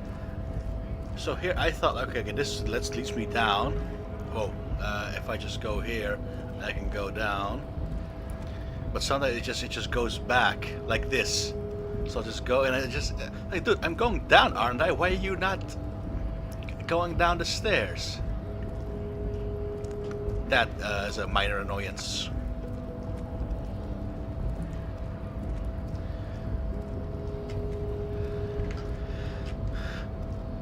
A minor. Your descent has temporarily halted, but you will fall again. Get the body down from the tree. So it was. You bested me in race combat to reach my superior, then had him give me an order. I salute your cunning, enemy. I will go and remove the body from the tree with my bare hands. You're so noble, Measurehead. Exactly. But while I am gone, someone must stand guard on the bridge. That someone needs to be you. Both of you.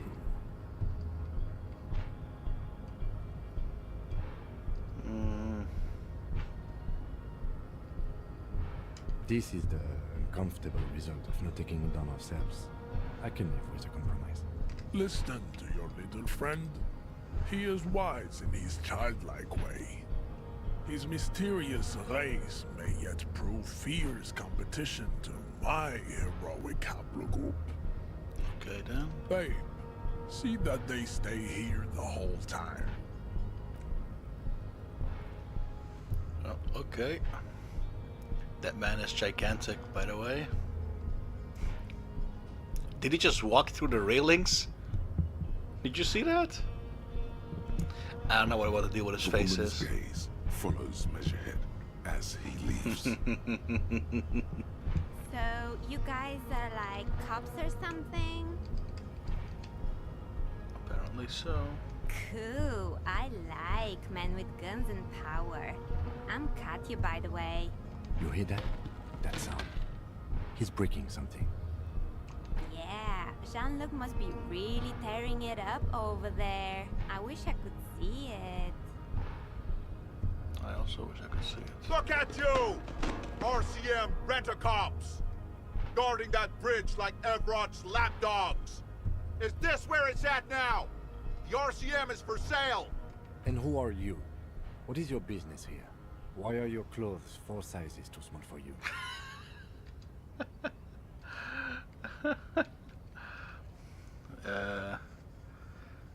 This one. A shrill laughter interrupts you, echoing across Martinez. It's Kuno. Then, the man turns to look behind him at the behemoth appearing around the corner, approaching him, walking past him.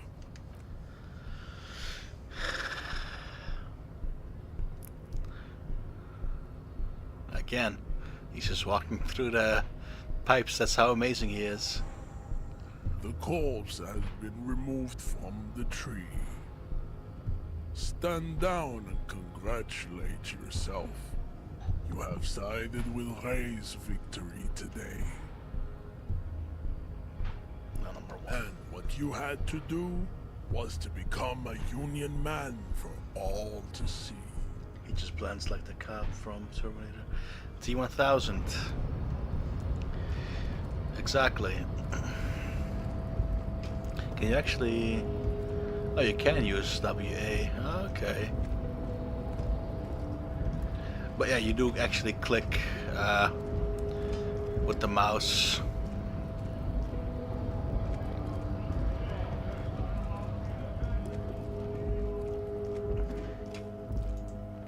But that just takes too long, so because he's not running, it's just walking, unless I have to push something. Maybe shift, but with the left analog stick it already basically runs.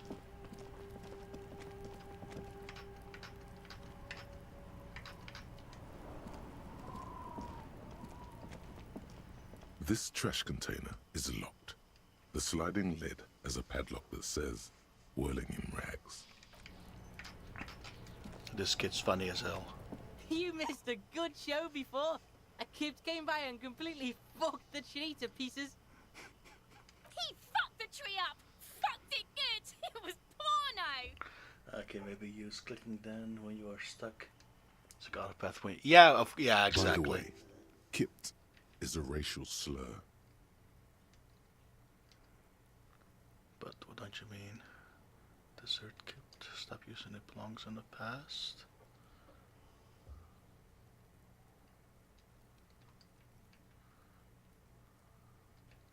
Can't tell Kuno what words to use.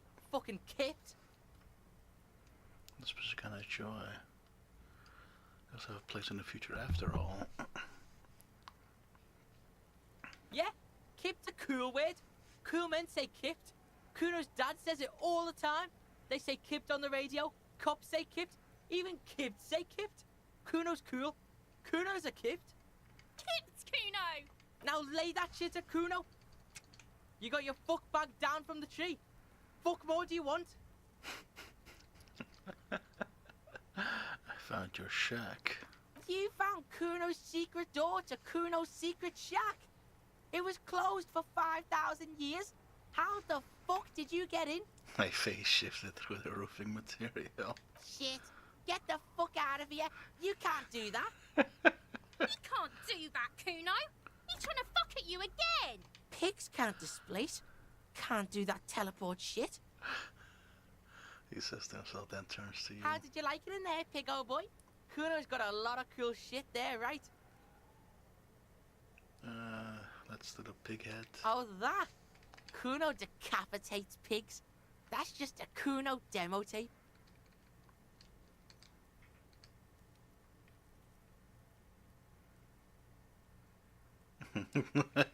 What? What is this shit? Fucking on yourself. This is weird level shit. Kuno doesn't go there. Fuck your shit back to normal. What is this? Well played. No one saw that coming. Yeah. That's where Kuno gets his daily hit of electric. Kuno Shazam. Kuno rides the fucking lightning in there, pig. Bet you'd like to ride the lightning too, wouldn't you? You feel tired and old, but you could have that sparkle in your eyes. To magnesium. It's a vitamin, pig. Don't you know anything? Just pointed at the sun and asked what it was. You could use some. It's magnesium, right? Yeah, it's the mag. You fucking need that shit to stay on top of your game. Kuno goes through like a tube a day, rips mag like a motherfucker, and you could use a bottle. Oh, don't teach him, Kuno. He's gonna use it against you, Kuno. No. You're not getting this, pig. It completely takes away the hangover. It's like you didn't do anything. Like you stayed home playing with your choo-choo. Eyes bulging. Fuck you, pig. Don't do mag. You're gonna OD and you're gonna fucking die. I've heard enough of Good this. call, Pigmeister. Don't come and talk to Kuno about his kingdom. The fuck about it?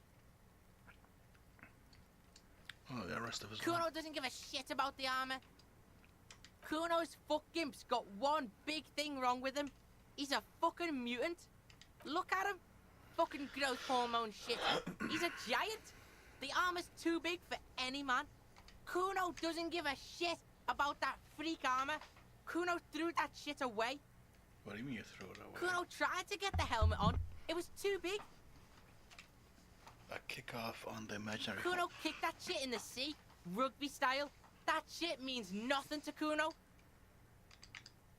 Yeah, that shit means nothing to Kuno. Kuno doesn't give a shit about material shit. Kuno's a fucking monk. You wanna fuck on someone about that armor? Go fuck the mustached union fuck. The jolly troubadour shit at the gates. What do you mean, troubadour? Yeah, cock and boot. You know that jolly union cow fucker? Came around talking about cows or some shit? Came around pretending like he cares about cows? Yes, you met him at the gates. The one with the boots and the jolly smile. Kuno's hell. Yeah! Brilliant stuff, man. Yeah, he's the one you want to talk to. He's fucking crazy about that armor shit. Coming here pretending like he likes cows. Trying to catch a peep at Kuno's armor. Yes, this troubadour has it. You can feel it. Fuck are you talking about? What is this contusion shit? Perhaps like it's suddenly hurting. He says you're stupid, Kuno. They want to make you stupid again. Let's do the first Oh, one. did Kuno make your shit sniffing harder? Obstruction of shit sniffing. This is Kuno's kingdom. Kuno fucking rules here. You hear the lieutenant hum. You're testing Kuno's patience here. Get lost. Kuno doesn't fucking care. Jeez. Can't believe you didn't take the shot. Fucking coward. Waved a gun like a clown. Next time you point that shit at me, you better take the shot. She continues to be here. All due to you being a coward and not shooting her. The contempt is thick enough to cut through with a knife. I'll die before I squeal, pig.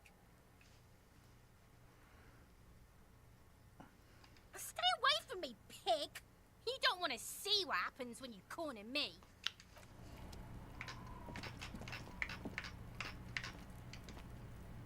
The corpse lies on the ground among the remains of an absolutely demolished pinewood branch. It's gently laid on one side.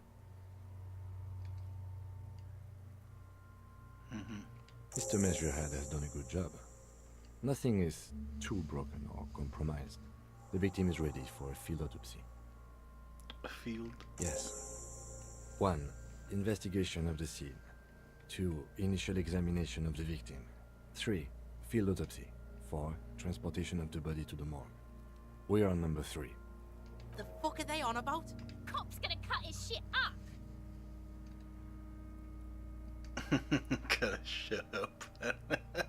It's not about cutting. And no, you and I are detectives. The honorary rank of detective signifies our ability to handle the entire incident chain, from autopsy to cleanup to social work. Honorary rank of detective. An honor and a burden attached to your rank once you've proven yourself able, usually after 5 to 8 years of field work. Mine is Lieutenant Detective. Yes, I feel like a detective. You are. Your station would not have assigned you on this case if you weren't. Now, the way I see it, He looks the course undiscussed. it's either this, or we complete the initial interviews. We already met Evrard, that only leaves the Wild Pines representative. There's one in town, negotiating the strike. She could have information.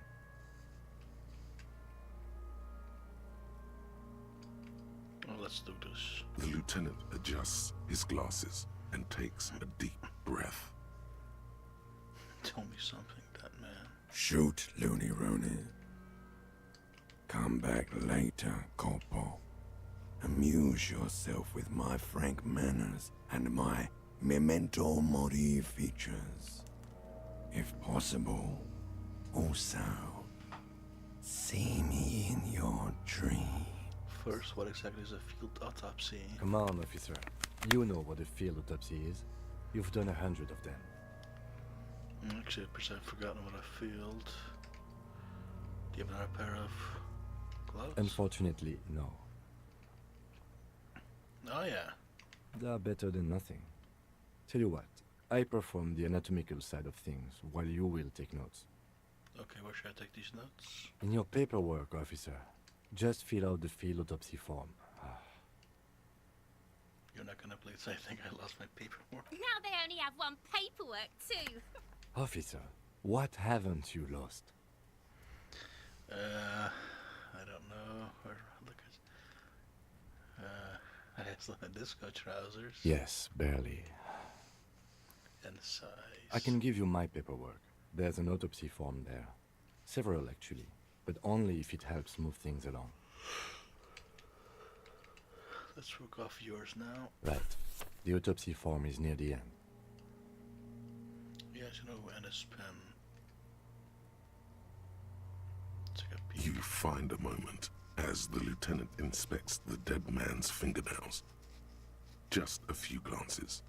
The pages are filled with a bulky freehand that's nearly illegible. The lieutenant has written about the case at hand.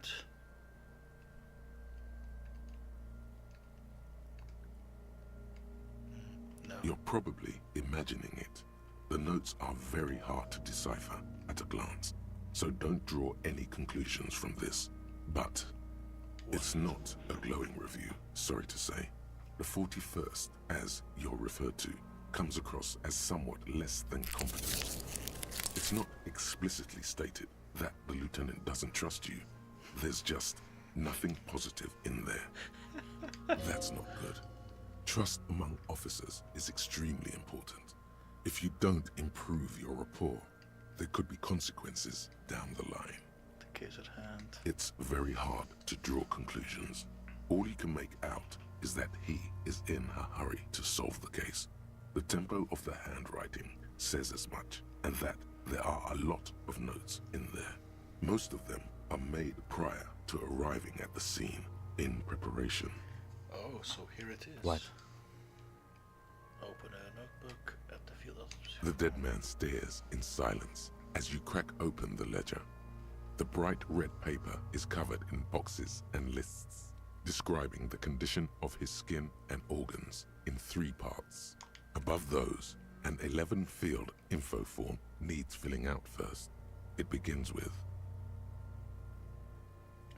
yes, 1 assistant. That's you.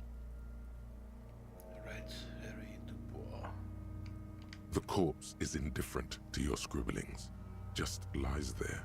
The next box says, Number 2, coroner's case. KK57-0803.0815.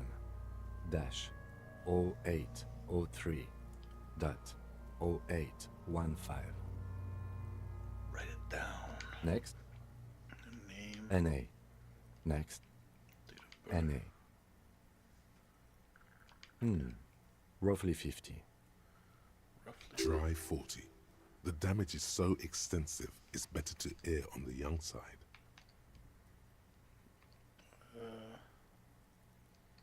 Let's do 50. The corpse looks ageless, like meat on a hook. Race. Mondial. Mondial. The pudgy mess of curdled meat looks neither mondial nor anything other. Fucky, fucky! Little monster exclaims energetically. Male. Pigs can have sex! Jeez.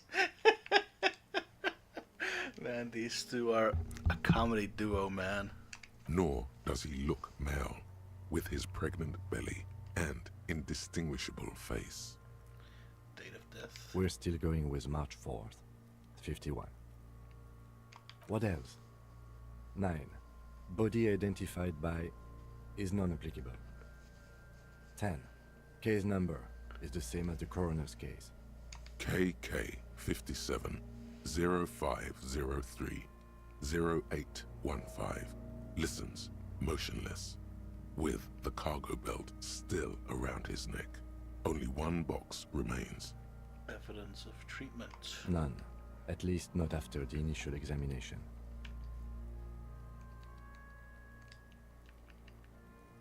Treatment anyway. Interfering with the body's position or wounds post-mortem. Live with a T pointed to a lynch. Then again, the right lividity is easy to produce if you know what you're doing. All that man says in preparation. We should start the post-mortem. Turn the page. The corpse cannot feel Kim's hand on his chest. It no longer meaningfully interacts with its surroundings. A thicket of boxes and lists on red copier paper tries to answer why. This is to number 1. Clothes. The deceased wears armored boots and white briefs. The make of the briefs is Babrodin, I think. Let's see. On the sides, check the underwear label. See, it's happening. Babrodin, yes. Inexpensive. Size M. Color white. The disappointment is palpable. The red-haired thing was expecting something more lurid. The boots are ceramic, vitreous enamel. They are fused to his skin from blood flowing downward post-mortem. Removal of the boots is left for processing. The boot has a serial number. It's E50.100.100. The lines between the plates are in the shape of the alphanumerical. The number is purposefully concealed by the design. Tattoos. He stands up, feet planted on either side of the body. The upper torso is covered in a single, continuous tattoo, resembling a map of the night sky. It reaches from the right shoulder to the heart. The ink is blue and white. The assistant has a color photograph of the markings, to be added to the case files as document A1. The photo is taken on the scene, using a Trigat Mini. The deceased has a cargo lashing belt around his neck, tied with a hangman's knot. Color yellow. Length 3 meters. There is a buckle on the other end. Well-nourished, athletically built, measuring 1.8 meters. Generally consistent with age, about 50. Preservation is good. Ambient temperature, below freezing. Body hair is light brown. Distribution is consistent with age. The deceased had male pattern baldness. Hair is combed back, short. Write it down. Short, light brown, male pattern baldness. His hair feels wet, soaked with rain, cold to touch. Not that different from a living person after a swim. The stench is suffocating. Strands of dark brown hair start sticking to your hand, like thread off a rag doll's head. Jesus, keep petting him. More hair sticks to your hand. Hair off the rain-soaked head of a dead man. There are bumps and dips on the skull below. An alien landscape. There, dead man. You were someone's child. It's all over now. The lieutenant watches you in silence. Write it down, short. That was some sick shit, Sekopa. Lividity is consistent with hanging. The head is congested. Contusions are present on the head, chest, and thighs, consistent with stones thrown. Low velocity. Exactly. Fucking low velocity? You think Kuno doesn't know what you're talking about? Velocity was fucking max. Talking shit about Kuno's velocity. In addition, there are bite marks on the face, scalp, and chest, consistent with predation.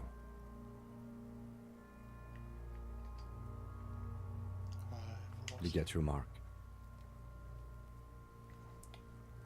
Ligature mark to produce a small folding knife, with the other hand pulling on the belt. He starts cutting into the polyester. The stench is horrid. After a while, it's obvious the material cannot be cut. The steel wiring. There's too much of it. We need to remove the belt so we can get to the ligature mark. You got just the right tool for that. The chain cutters.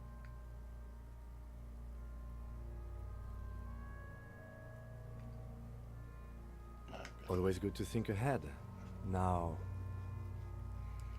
Squeezing that man's neck. we need to cut the belt to see the ligature mark below. Carefully, with as much precision as you can. See, my pig is gonna fuck his head off. No, he ain't. Your pig's a boring fuck.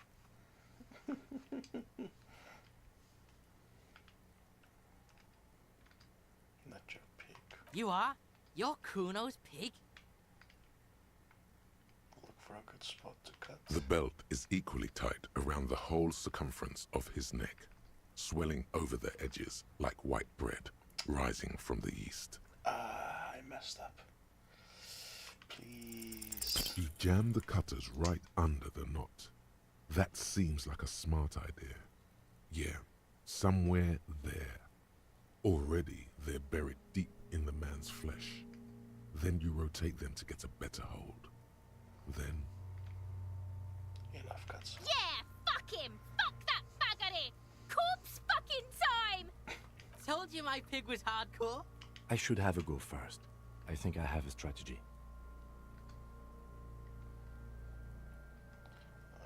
He sinks the cutters into the knot, preparing to perform the cuts, with his elbow to his knee for precision. Snap! The knot is slashed. Another cut and the belt falls apart like a flower bouquet, revealing the dead man's neck and the dark red ligature mark around it. Here.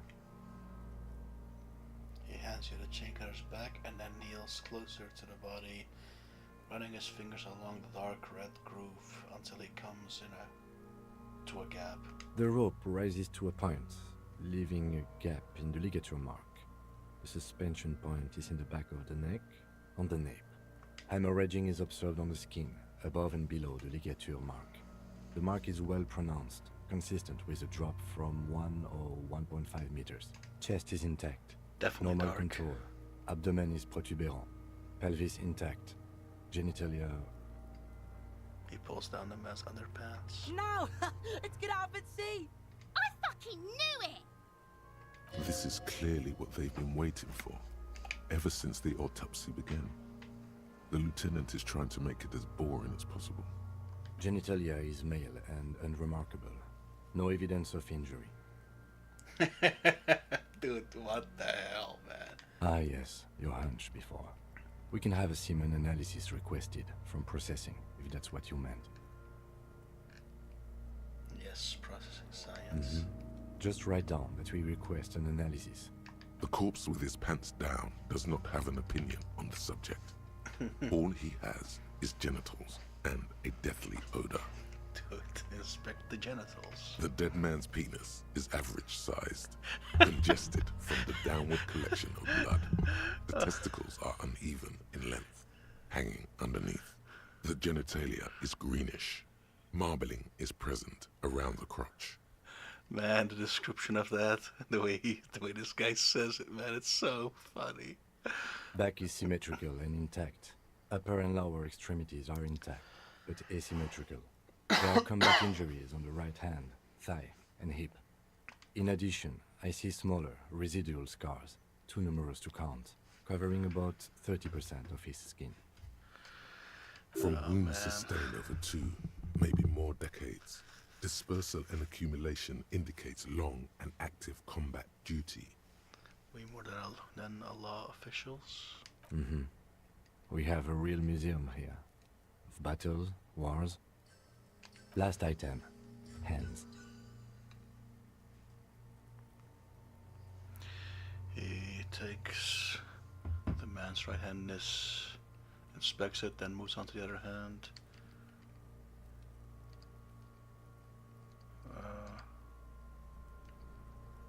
Hands are clean. No sign of a recent struggle. Were you expecting any? I was. Maybe I'm just not seeing them. Honestly, this stench is making it hard for me to think at the moment. Right. Ooh. That's all for the external. Well done. What next? Internal examination. Central nervous system. I have nothing. Do you have anything on this man's central nervous system? Of course, there is a moral to be drawn from it. A moral to this story. I'm at the moral of this story. What would that be? He looks at you inquisitively. The dead man looks, too, with barely contained excitement to hear the moral of his story. To compromise in its blood supply. I think that may well be the moral of every. Those are grins. All right, NA. Good. Musculoskeletal. Purge fluid is coming from the mouth. Not injury related. Eyes and tongue protuberant. Hyoid bone. Let's see. With his eyes almost closed, the lieutenant puts his hand on the dead man's throat and begins to massage it, gently. A rotting smell erupts from the mouth. Purge fluid runs down his lips, black and viscous. Yeah, jack that fucker off! Dude! The hyoid bone is fractured. The rest of the musculoskeletal system is intact. Unremarkable. Oh man, those guys at perfect timing every single time. Respiratory system. Back hunches him in prayer, he begins to pry open that man's jaws. He stops to exert more force. Both hands are used. Oral cavity shows no lesions. The victim has received dental implants, possibly after a combat wound. Mouth swollen. Hemorrhaging present in mucosa of the lips and mouth. Look inside. No scream. No sigh of relief rises from the darkness inside. It's humid there. Sickly sweet air, unlike anything living. You feel like you're about to throw up again, straight in that mouth of his. Dude. It's hard. Once more, you taste stomach acid in the back of your throat. A contraction. Your throat pumps a little something from your stomach and into your mouth. You're forced to swallow, just to keep looking. Inside, you see darkness. Just a mess of meat and darkness. There are ancient mysteries down there, Kobo. Ask me later. Hemorrhaging present in mucus. Repeats impatiently, he lets go the jaws, the mouth snaps shut before you. Write it down. Hepatobiliary. NA. Wipe his brow, he wipes his brow. Why don't we have anything? Are you a hepatobiliary expert? And discuss, I don't think so. Neither am I. That's it? That's it. Same for toxicology and serology. NA. Unless you have untapped reservoirs of knowledge there? As if there's something we could still do. We already have one test as per regulation, and we already requested semen. Pigs requested semen like it's no big deal. I'm not even interested in these boring mulkus anymore. I haven't sucked him off or anything. What?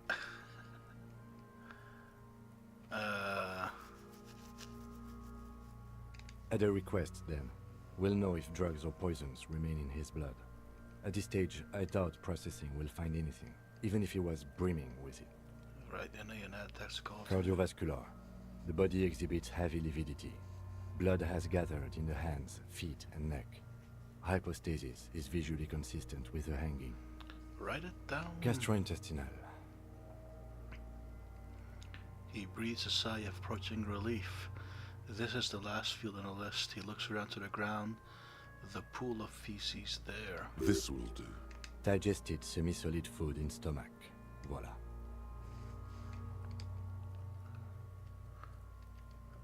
Write it down.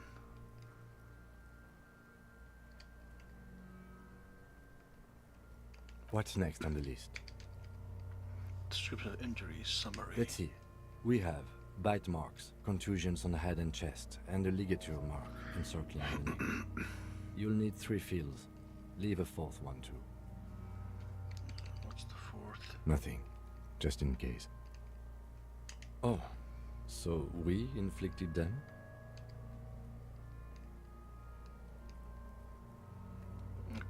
Okay, so there's a spin-stabilized munition from a Kiel A990 muzzleloader lodged in his lung, and an incision on the thorax from a chain cutter. I wouldn't mention those. Better not to muddy the waters. Whoa, but isn't that sloppy? Be pedantic if you like, it doesn't matter. No one else is going to investigate this man's murder, and if they do, such details would only confuse them. Okay. See? These pigs are fucking corrupt. The boy nods approvingly. Why don't you fuck him if you love him so much? Jeez. Now, injuries. Bite marks. Head, chest, and scalp bite mark injuries. Predation by birds has caused damage to the body. Odontologist does not need to be consulted. And your opinion, officer? There are 2 boxes waiting to be ticked. Post-mortem. Agreed. Next injury? Contusions. So, the scalp bleeds from a post-mortem head injury, a stone. The injury does not have the rim of an early inflammatory response. The perpetrator on the scene has confessed to causing it post-mortem. I'll be right back, few seconds.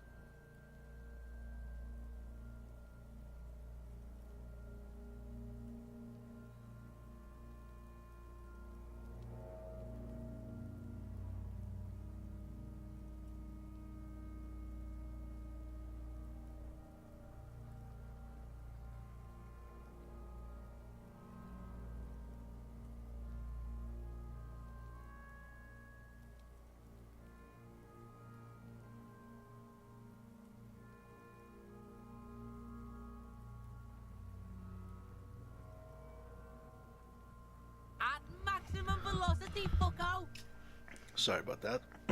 Has confessed to causing it at maximum velocity. Coagulated blood sticks to his scalp and chest, where the countless stones have hit the dead man. Beneath, the description of injury. 2 boxes.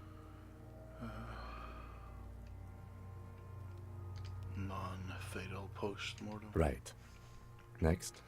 Ligature mark. Finish the autopsy. A dark red abraded ligature mark encircling the neck, with a gap on the nape measuring, let's say, 7 centimeters. The hyoid bone is fractured, the cervical column intact. I see hemorrhaging on the skin, above and below the ligature mark. Depth of the mark, 1 centimeter. No signs of clawing on the neck. Below the note, 2 customary boxes wait to be ticked. The man's head jerks to the side. The ring around his neck is visible.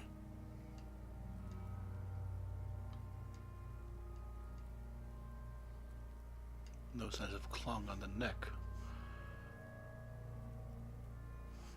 That means it's also after... Abruptly. He is deep in thought, eyes fixed on the bright red ring around the dead man's neck. You would claw for your neck if you were hanging, but maybe he was already dead. Why do you say that?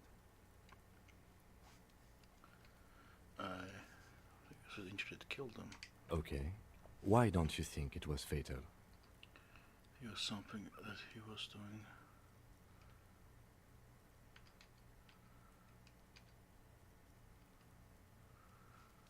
guess if he was doing something, I think this one.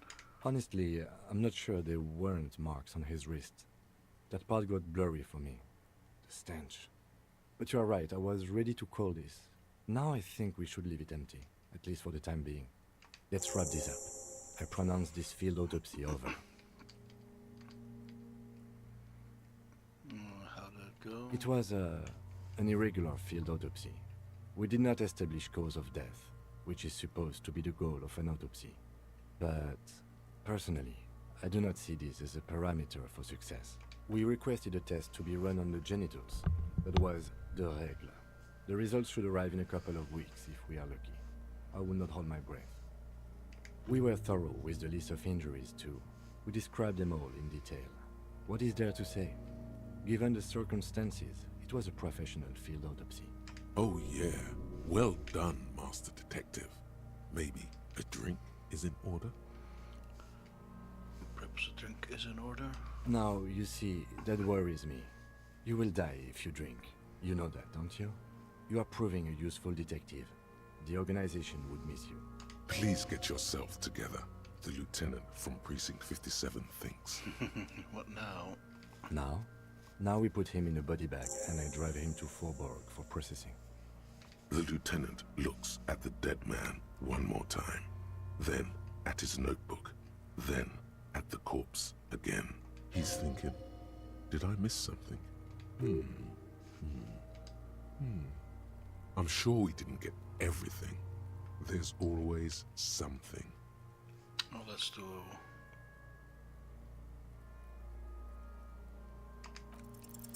You run your hands over the victim's cold body, his limbs, his torso with its swollen organs.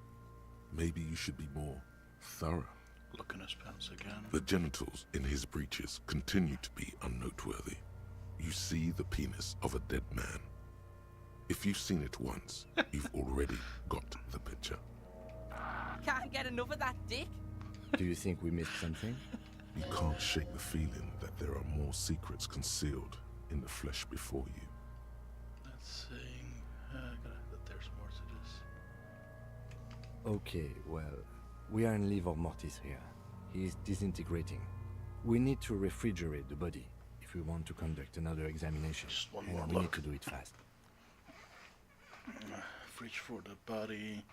It would have to be industrial in size.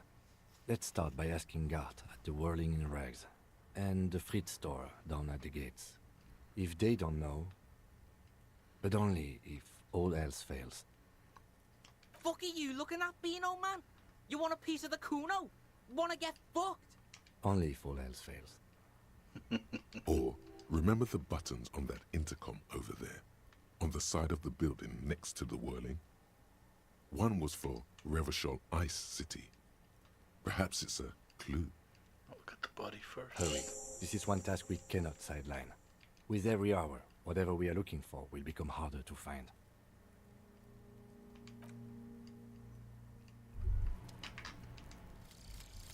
Guillaume Lemillion. Bad news. Guillaume Lemillion did not become a cop. In 38, he went on a tour to the Sinyao province in Safre, where he died of autoerotic asphyxiation. His body was found hanging from a decorative dragon tree in his junior suite, amid drug paraphernalia, unwholesome objects, and the Sylvia Trainer single, Wonderland, skipping in the background. And yes, you can take this as a metaphor for Revachol in the 30s, and also as a warning.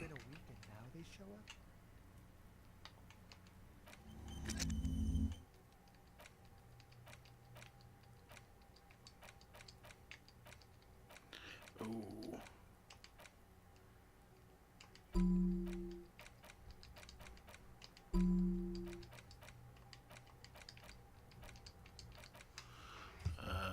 So this one.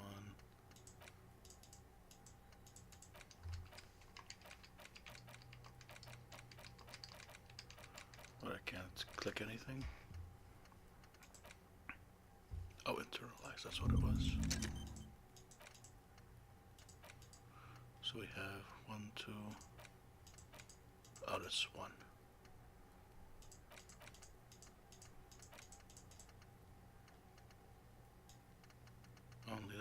house. Okay. Well, for the next one, I guess. I have 0 skill points, right? Yeah, okay, so you pick one to actually do.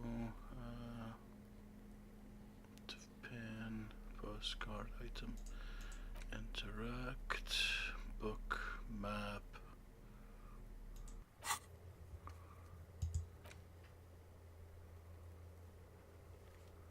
Tasks.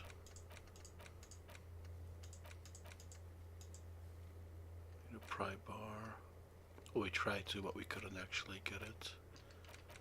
With Kim.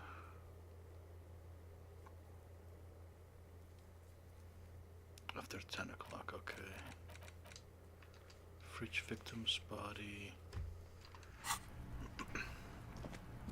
Well, let's give a call.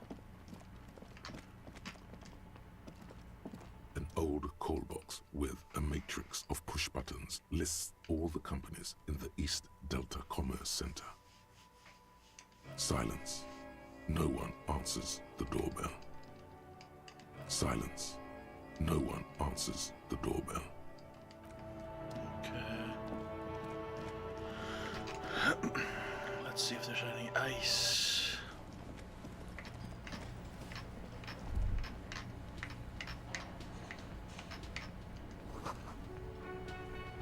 And handwriting. Can I help you? So you needed a fridge. Yes, yes. For the dead body. You want to put a dead corpse into my fridge, right? Yes, that's the gist of it. Well, I have a fridge, and you're not putting it here. Because this is a culinary establishment, not a morgue. I can't believe you even asked me. It would only be for... Lieutenant, you too? You're asking too? No. The answer is no. I will not turn this place into some kind of macabre circus. Let's go talk to the freight clerk. Mine? No, it belongs to the Whirling in Rags. Thank you for clearing that up. Why do you keep the container locked? Why? To keep the hobos and drunks out. That's why. And the neighbors too. They put their trash there and they don't pay for the garbage company. I thought as much. And are you the only party with access to the trash container? Well, yes. Us and the garbage disposal company. It seems a little callous, doesn't it? Something stirs in you. Okay then. Maybe you're callous yourself. What do you need them for? It concerns the case. Please cooperate. Just bring them back once you're done, please.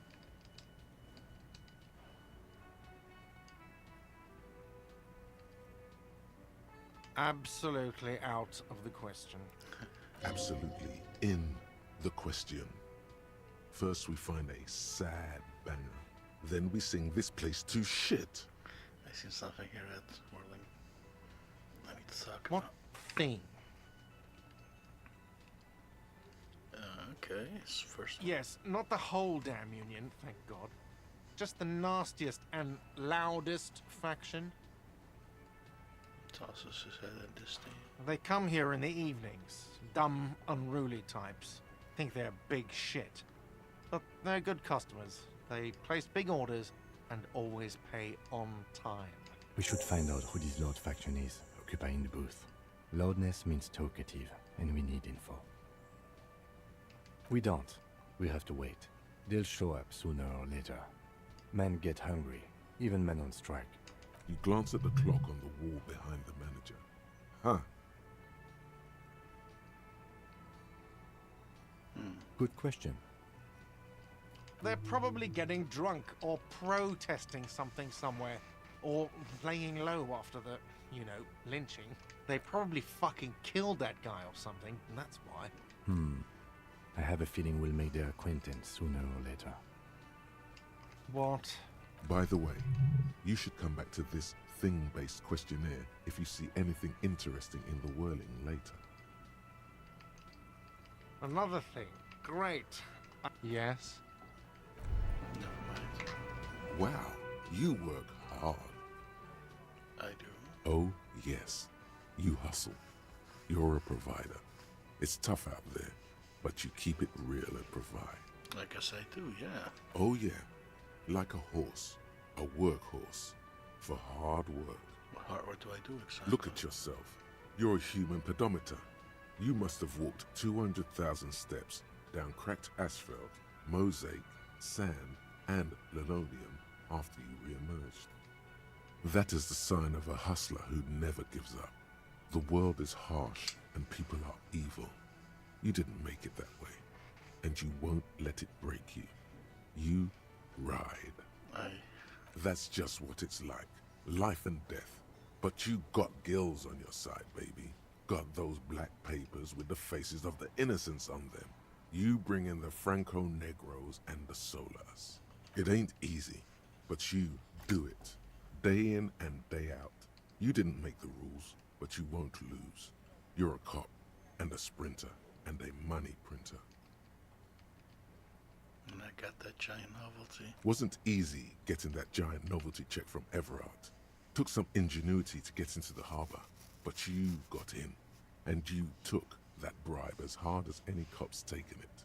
You didn't log that in as a donation either. You don't log any of that shit in.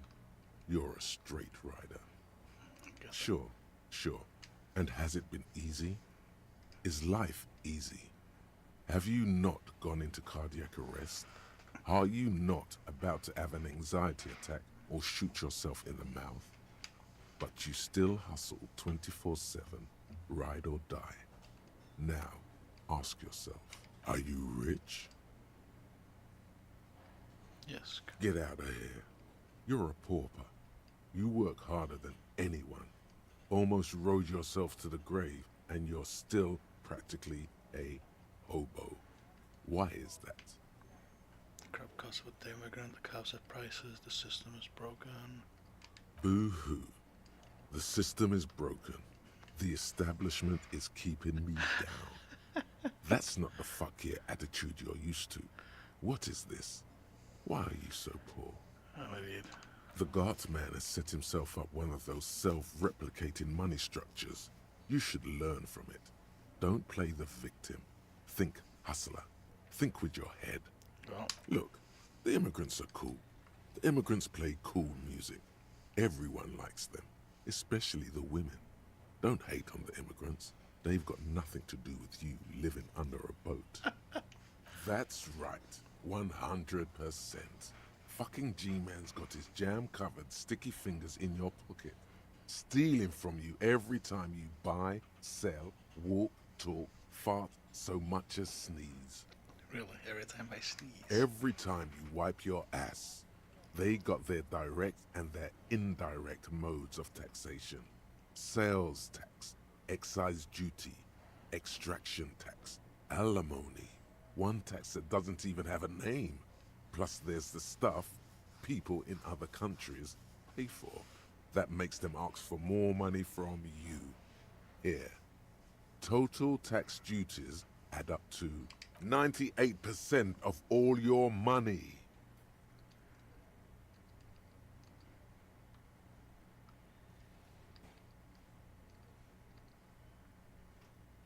That's the first one. Here you go, hustler. Fight the righteous fight. Free the people. Keep it real. Keep it street. Keep foaming at the mouth furiously on the tax issue. Hey. Psst. Psst. Hey. You. Yes, you. Word on the street is you're ready to start building communism again. How come? You keep saying things like, down with the bourgeoisie, eat the rich, sodomize the landowners, impale all people who have more than 25 real in their pockets, literally murder all human beings regardless of their political beliefs. That kind of stuff. Alright, that sounds like me. Funky style. Very funky.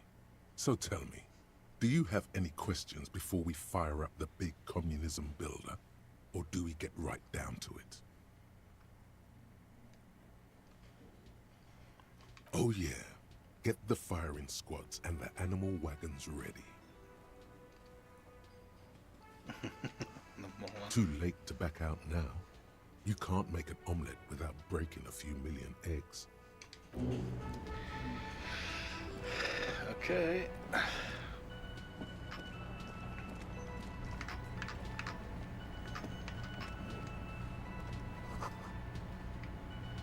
Pine trees.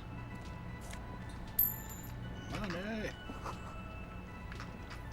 You see a heavy steel door with a prominent dimple lock. It's painted blue. You immediately feel drawn to the color. Blue is for mystery. The cobalt blue surface feels rough to touch. The stainless steel door is flush with its frame on every side. The door does not budge. You do? It's a door in the back of the kitchen. Why do you care where it leads?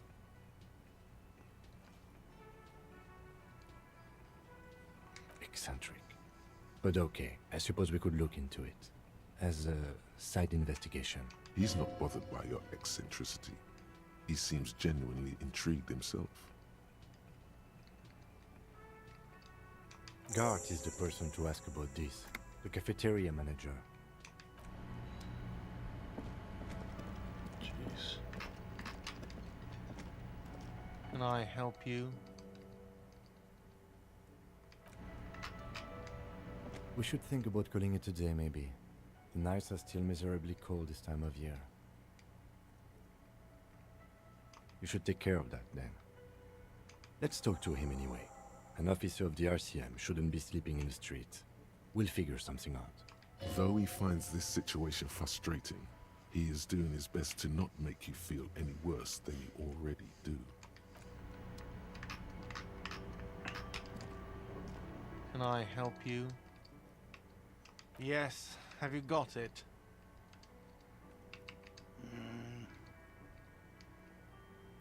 Does that arrangement include you paying me what we already agreed you owe me? I got numbered.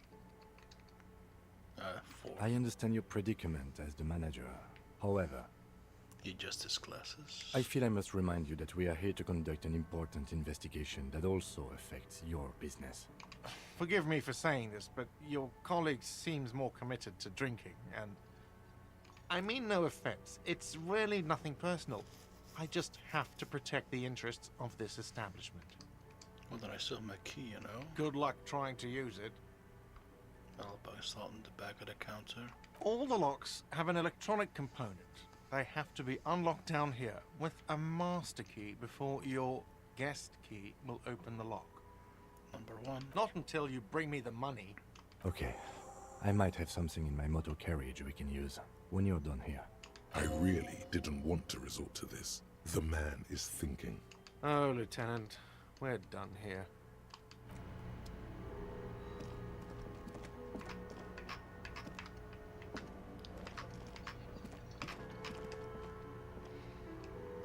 So money, you know, exactly.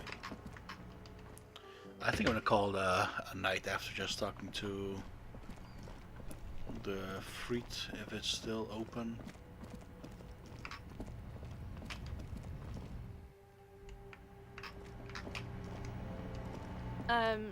Is this about the questions again? Because I don't really know anything. She puts down the magazine. Mm-hmm. Right behind you. I need to store a corpse there. You're joking, right? I need to store a corpse of the hangman in your fridge. Okay. It wouldn't even fit, you know. Now that I'm looking at it, maybe a glass-doored fridge in a public grocery store isn't the best option for storing a corpse. Well, thanks. Okay. Well, I guess we do not have a... Let's go to the corpse one more time and let him bag it, I guess.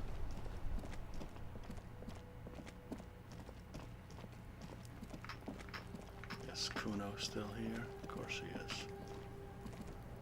Have you come to make your offering to Kuno? Hold out the back. Oh! Put it away. The information here isn't worth it. Back off, fuck eyes! Kuno is a man. Kuno can smoke if he wants. The lieutenant doesn't like this. It may be less destructive to your working relationship to just come back alone later. Ah, yeah. Fuck you too, Piggo! Fuck you and your four-eyed friend! Thought you wanted to make this right with Kuno? Whatever. I'm sorry. But he does have a point. The man is decomposing visibly now. Every hour, he looks less like a creature and more like a pile of intestines. The lieutenant adjusts his glasses and takes a deep breath. If you think so, officer, I'm not going to object. I need a little help for carrying him to the holding pen of my kinema. I'll take it from there. It's too late to take him into processing today. I'll take him first thing tomorrow. Bag the corpse and drag it to the motor carriage. Well.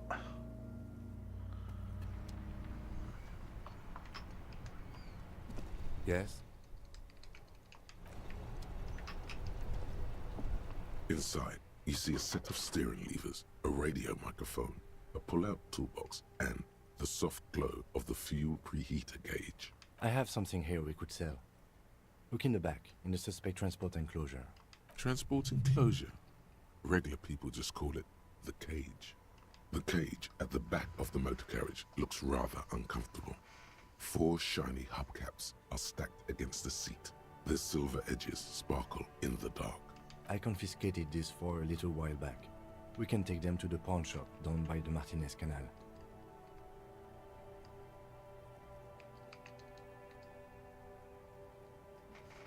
The lieutenant nods as you take the spinners.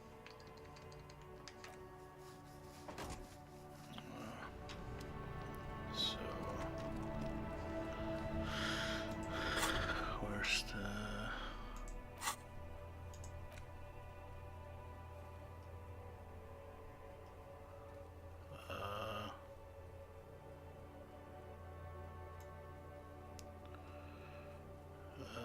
where is church? So where's the pawn shop then?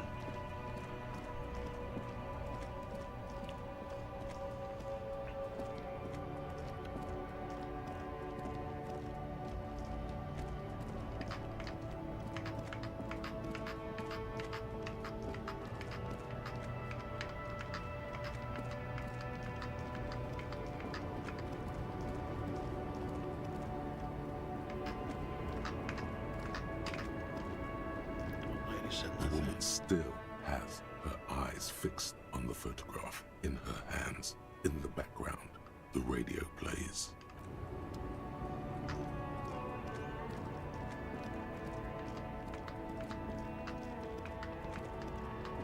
Okay, so where is the pawn shop then?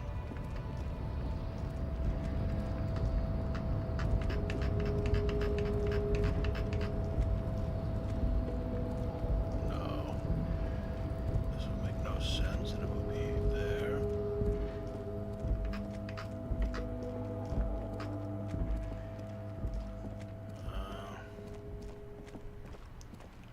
Possibly this way, since...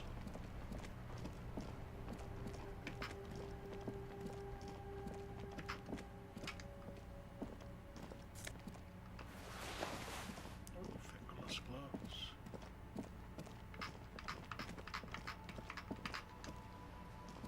A couple of indicator lights are missing from this control panel. Loose wires dangle from the now vacant holes. In the middle is a lever. Beneath it, a small metal plaque. This panel usually closes the water lock, turning it into a bridge that lets you cross the canal. But there's a crashed salmon and butter sign in the way. Pulling the lever probably won't do anything. You pull the lever all the way up until the metal clicks against the contact pins. You hear a soft clunk. Then nothing happens. Nothing happens. A cold gust of wind blowing in from the sea interrupts the silence of the situation. A spring brings the lever back to its original position. You still need to close the water lock to get across the canal. Some other way. Wasn't there a sign over there saying functionality will be restored on Wednesday morning? Okay, that's right.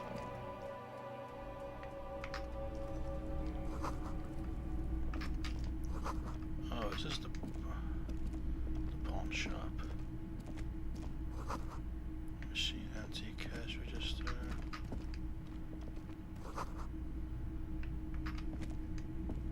It's not often that I see officers from the RCM in my pawn shop. The man turns to you. What can I do for you? His courtesy is not insincere, but he prefers being alone with his projector, just watching the movement of light across the walls of the shop. Oh no, not at all. I guess I haven't had many customers lately. RCM or otherwise. Who are your customers usually? All kinds of people come through here. Locals, travelers, people looking for a deal, people looking for a keepsake. People who are terminally bored. As you can see, I have a wide selection of goods for everyone to choose from. It keeps me entertained. Entertained? He might be high. If he is, on what? What is he high? Feeling warm and enthralled by the movement of light, while the mind continues to race forward. Lucky bastard. He's probably on Parolidon. It's tough to come by on the street. Parolidon, what A is drug developed by the military to treat and prevent radiation sickness. It has psychedelic side effects, and it makes your eyes turn yellow. How would I know? There's a note of indignation in his voice. Interesting. Those triangle patches on his vest, you have a feeling they mean something, like they're similar to the halogen rectangle on your jacket.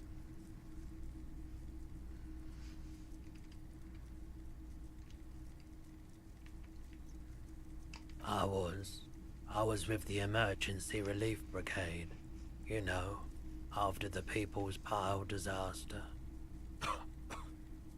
Had to take Parolidon for radiation sickness. That's what you were hinting at just now, wasn't it? He's taken it for mental and emotional, not physical pain these days.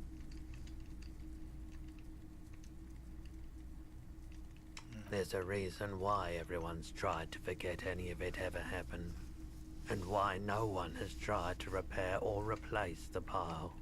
So much disappointment, and early deaths. Cancer mostly. And we knew all that was coming even as we were cleaning up as best we could. Whose fault is it generated? No one's. Everyone's. So much bitterness. A bunch of poor people built themselves a primitive nuclear reactor, hoping for the best. What do you think is going to happen? I like the theory more than the story. Outward movement, not vortices. Yeah, you gotta get in on those vortices, my man. Have you tried it before? The lieutenant steps away, pretending to admire some of the knickknacks on display. Looks like he doesn't want to get involved. Go ahead then, he thinks. As long as you can walk straight, I don't care. Here you go, man. He presents a large cape-shaped object on the palm of his hands. Very odd looking. Yes, darling. That's the coalition government ordained Parolidon. Straight into your gut. Thanks, man. Of course.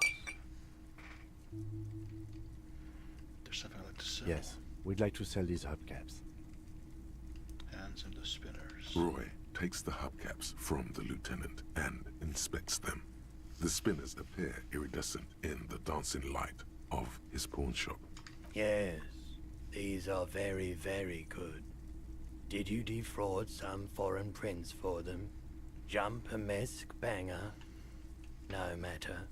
I'll give you 200 real. No one was defrauded or jumped. I assure you. The lieutenant explains as the pawnbroker opens the register and counts the cash. Of course. I meant no offense. 200 real for you, officer. Delightful doing business with you. Do come again. Thank you. Takes the cash and turns to you. Here's the 130 real you need for your bill. Do not waste it. The rest goes in his pocket. The windfall is a small consolation. Anything else you're thinking of selling? No, that's a question, show him. Jean Baptiste's summer dinghy rates is 31. What a pleasant time that was. So, what do you want to know? Price? I can give you 320 for it. That's what I want to know about the pin. Sure thing. So, do you want to sell anything?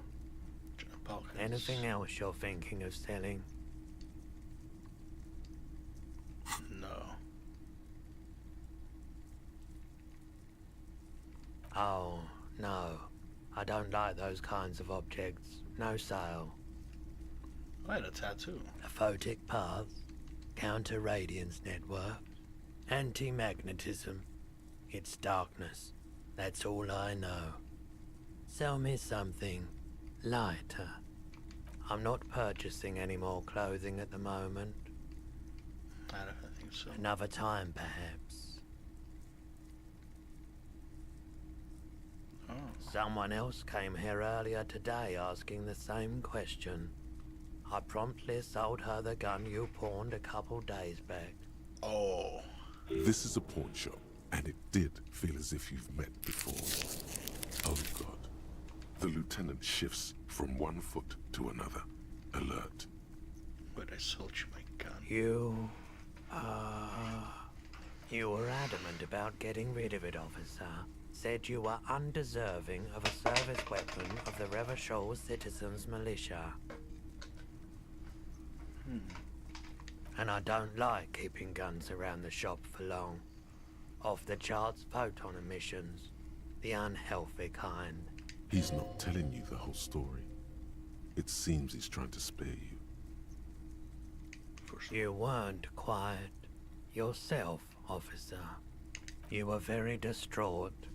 You said the gun was a threat to your life and that you can't trust yourself with it tonight. And that you need the money. When I said that I don't normally buy firearms, you put the gun barrel in your mouth and sort of sucked on it. Then I agreed to take it. You sucked on a gun? Good. Very normal. How much? 15 real. The lieutenant looks from you to Roy, and then back to you.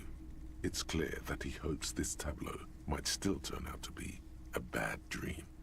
It's not, though. This has got to be the most. Wow. There's pity there, too. In case you didn't notice. The light swirls in his face and glasses.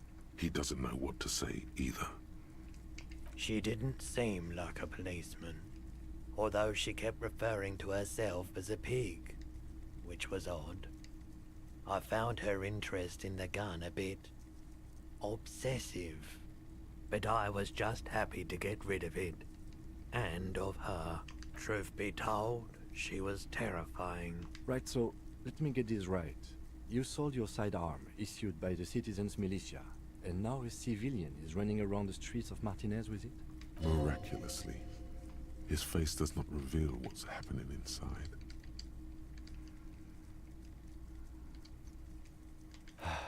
Yeah, it's not good. I do hope we manage to clean this mess up somehow, while also keeping our focus on the murder investigation. This mess?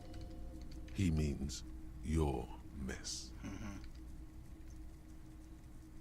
My apologies, officer, but I have no idea where she was coming from or where she went. A needle in a haystack. There is nothing you can do about it right now. You'll just have to hope Everett wasn't lying, and the Union can track her down in time. Maybe. Shady-looking guys came in here yesterday, looking like they'd just taken off their Wild Pines overalls. They asked if I have a police weapon to sell. I told them I already sold it. They went their way. It was a trip, but you know, all sorts of people come here, asking for all sorts of things. Maybe Claire really is tracking down your gun. Of course. I doubt it, but I can try and answer any questions you may have. I do my best to keep my distance from all manner of butchery. Bad for business, bad for everyone. Can't say I'm a huge admirer of wild pines, and I can't say I trust any silver-tongued spokesperson of theirs. Fortunately, I have no reason to get involved. What should I have for it? No, just people like that make everyone else see the world somewhat askew, at an angle that is convenient for them. Now, you have more questions, or are we? The pawnbroker's gaze is already fixed on the dancing colors. Rigorous self-critique. Here it is. Hard facts from the man you are. You once jerked off in the locker room and were caught. You held a young woman by the arm and kept her in your apartment for 20 minutes against her will. That's right. These are not flights of fancy. These are real deeds, Harry, emerging from the darkness of your past. You tried shooting a fleeing suspect in the foot, but hit him in the pelvis, crippling him for life. And, above all, you let life defeat you.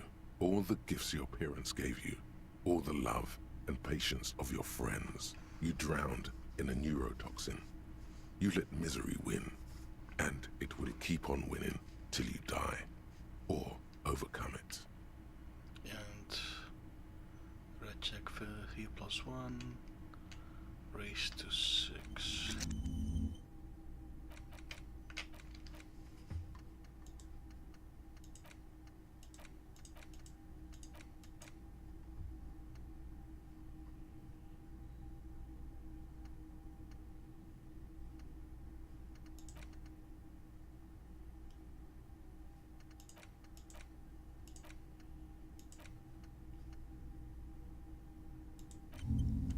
Just do that one.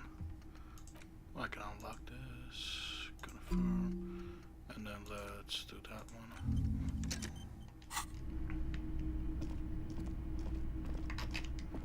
And I guess we'll go to pay off cards.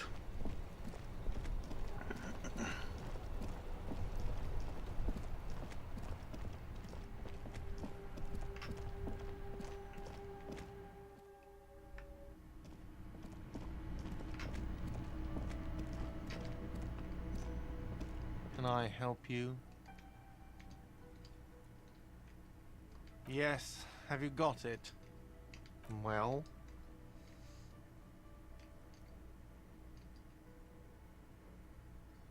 Great, thank you, officer. That's all I wanted.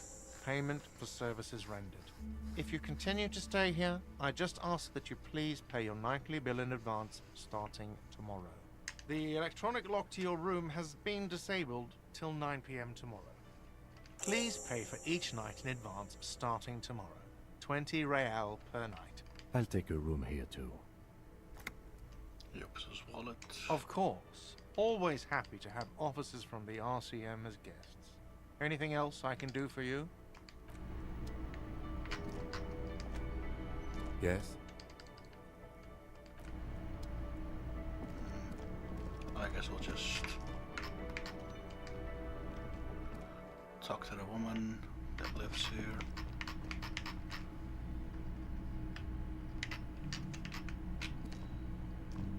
The door is closed. Still, nothing the lieutenant gives you. This door can only be opened. Same thing, huh? Okay. This is the door to the room you redecorated. Just a moment. You had some questions earlier, I believe. And besides, we should discuss our progress on the investigation. Let's go out to the balcony. Alright, let's go.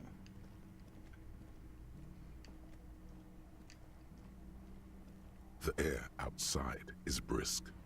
The lieutenant is silent for a moment. He listens to the traffic hum. Then, Where shall we begin? We should talk about the investigation, first and foremost. But I also remember you wanting to discuss the RCM?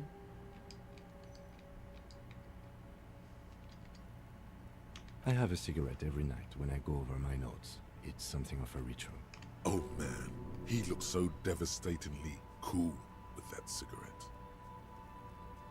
You're cold, Detective. Again, I only have exactly one every night.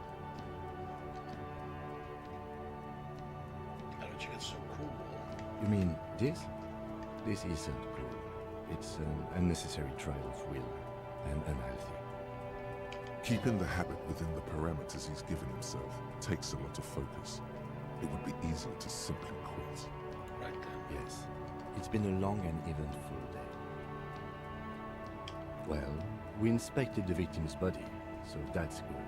It was not easily approachable in that state, but we did it. I would say our initial inspection was very thorough, and we have solid leads to follow up on. Then you shot him in the chest, which wasn't ideal.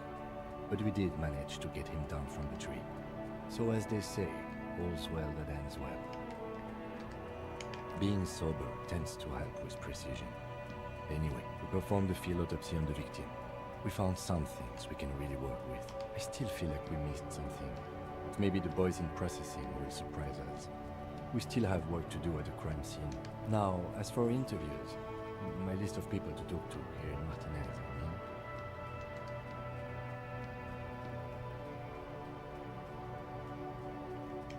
Very important indeed.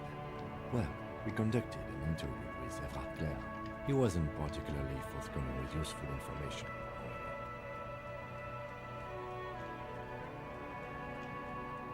Claire also helped you, how should I say, remember your name? That's a relief.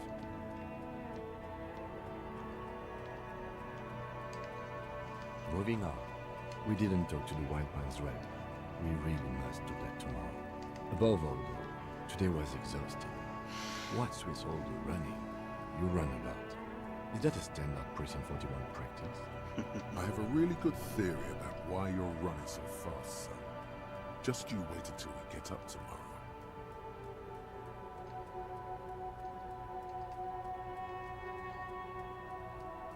All right, Bud. And forgive me, this has been bothering me since this morning. How have you managed to run around all day wearing only one shoe? Well, there seems to be a shoe that is a match to the one you're wearing further down the balcony. Perhaps you can collect it when we're done talking. He's right. There it is, green and shiny under the glowing whirling window. The sky above is dark and the lights sparkle. Imagine how much faster you could run wearing a cool patent leather shoe on each foot. They're quite limited, actually. The power officers of the Rebachol Citizens Militia exercise most frequently is imposing fines of up to 1,000 real for offenses, in accordance with an interdepartmental schedule. Yes, although indirectly, as citizens can always request records from their local station. Officers of the RCM have been known to take bribes of less than the prescribed fine amount.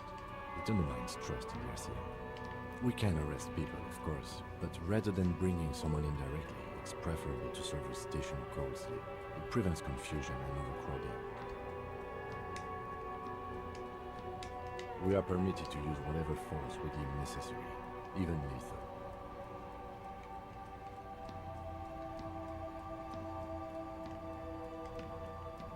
You have to supply compelling evidence for why it was necessary to use lethal force.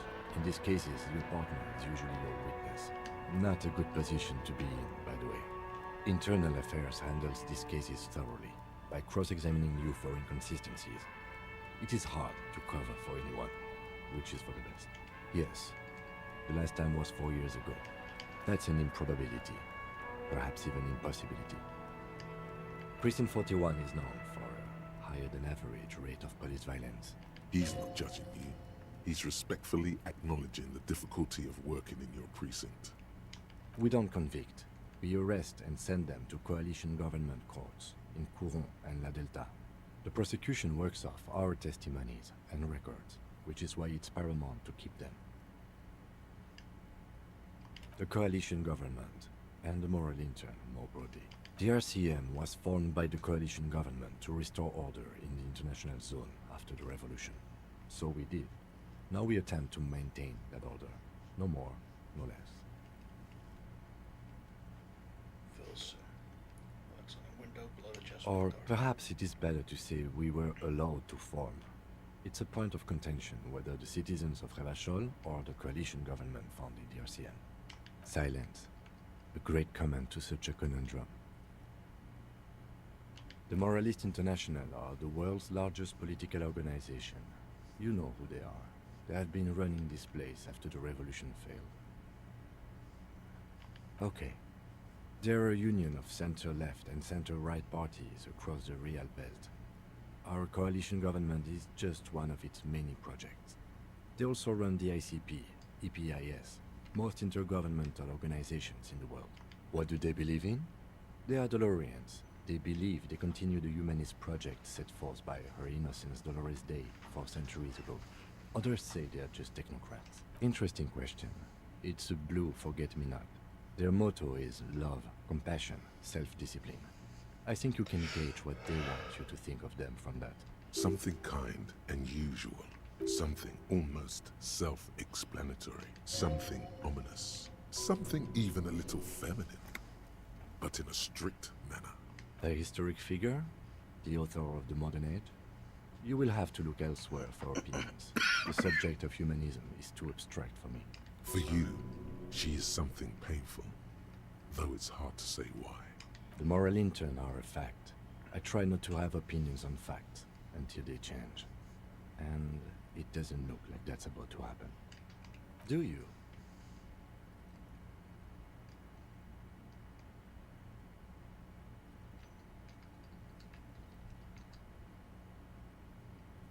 We are in what is called the twilight of international law. The laws we claim to enforce come from the MI. Without them, we are simply vigilantes. Spoken like a revolutionary, not a cop. But hypothetical aside, in Martinez we already are vigilantes. At least the Union thinks so. I expect our job here to prove quite challenging. The lights of the orphan district are reflected in his glasses. The red and golden orbs of the motorway sliding like pearls on a string from east to west as Revachol commutes back to the suburbs. Tomorrow is Tuesday. Monday is over. The dying lights of the city shimmer below.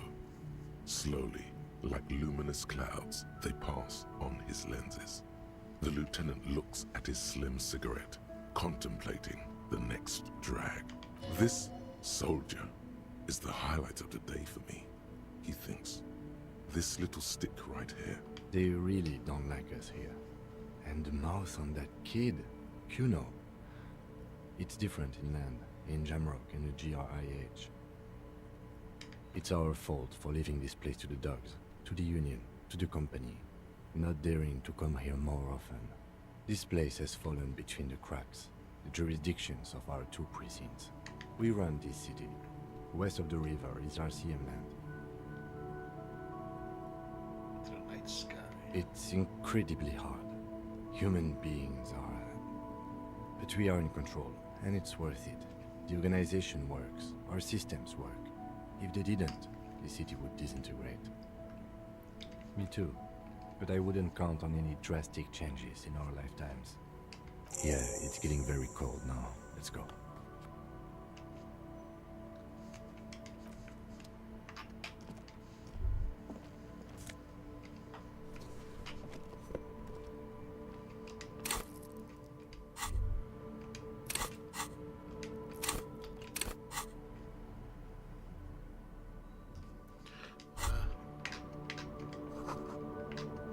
There they both are. Two identical shoes. Both copiously green and indiscriminately snakeskin. Reunited on your feet, like two baby crocodiles. It's pretty clear a normal cop is not what you are. Good, they're balanced, comfy, Feels like the only good thing about you right now, truth be told.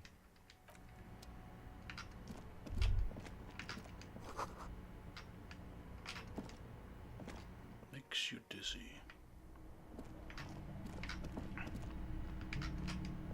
Well, let's just call it a night.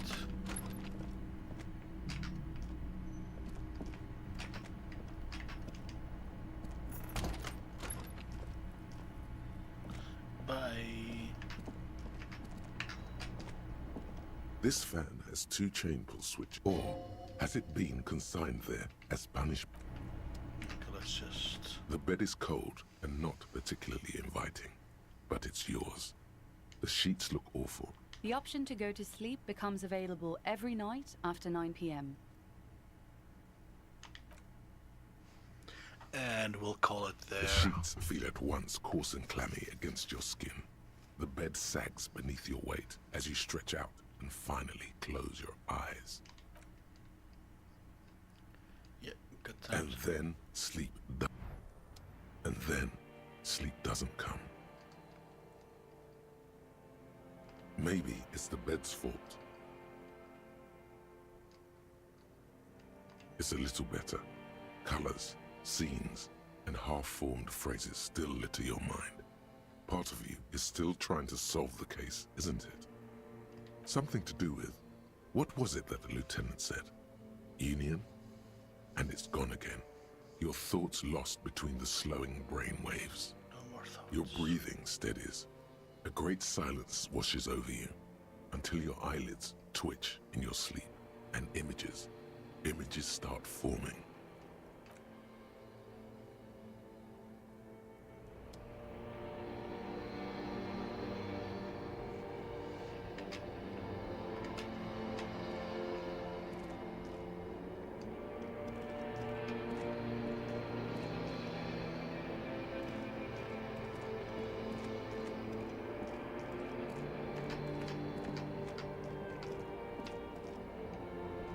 Do you remember the scent of your childhood?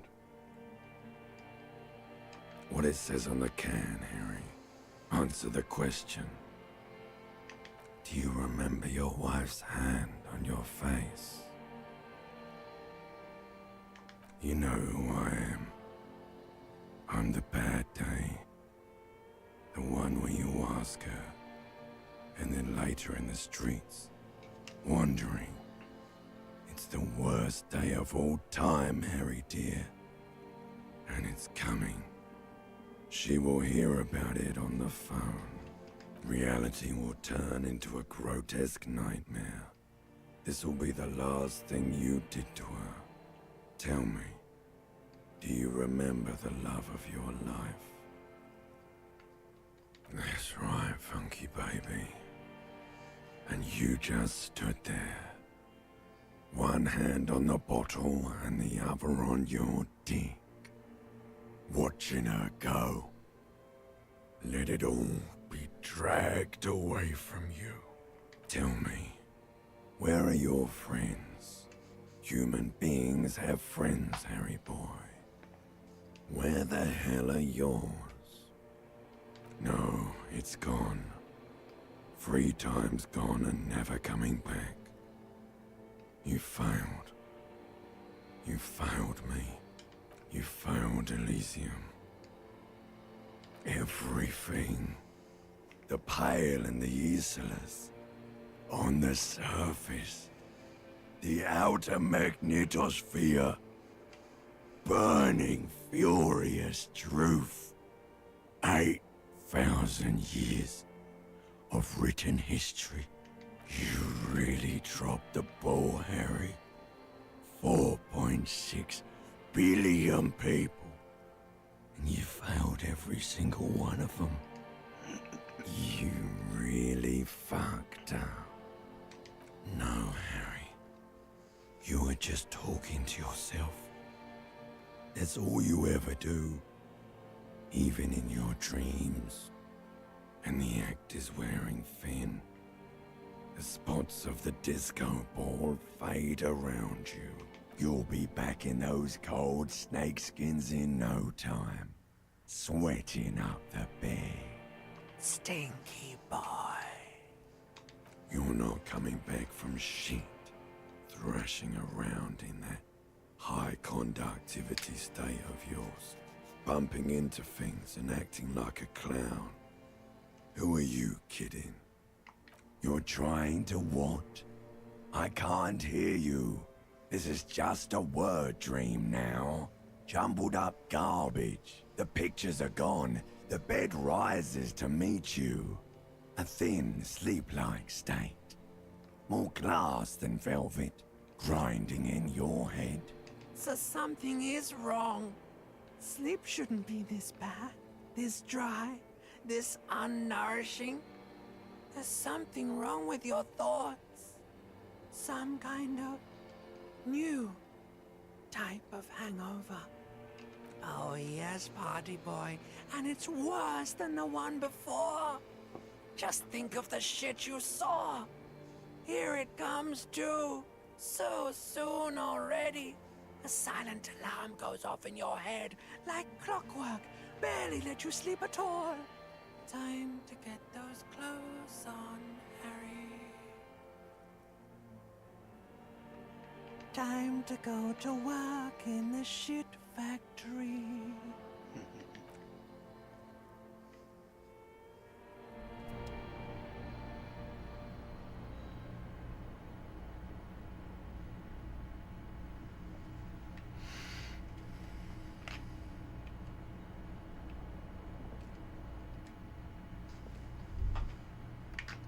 Good going, buddy.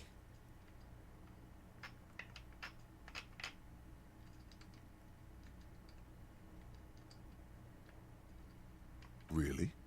Because you feel even worse this morning than you did last night. You mean, why are you so tired? Too tired and down to even think? It is worrying, isn't it? You can't be a detective like this. Detectives need to be able to think.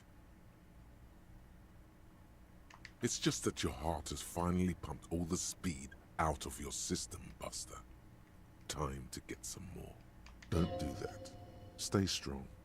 The hangover will wear off. You don't need to keep doing this to yourself.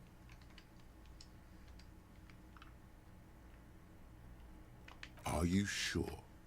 Ready to live as this pathetic shell of yourself for days? Basically, a week. Let's be honest, 2 weeks. Maybe 3. You won't make it. Half the town will be dead by then. You will be fired. That's a lie. Suit yourself, slow, sad shell man. See how you do without your spark. And that is going to be where we call the night. Thank you all for the time. I hope you enjoyed. Probably not. It's a lot of text-based. But anyway, thanks for the time. Thanks for the attention, the conversations. Thanks for the time. Thanks for time spent. Have a good day and night. Good day, y'all.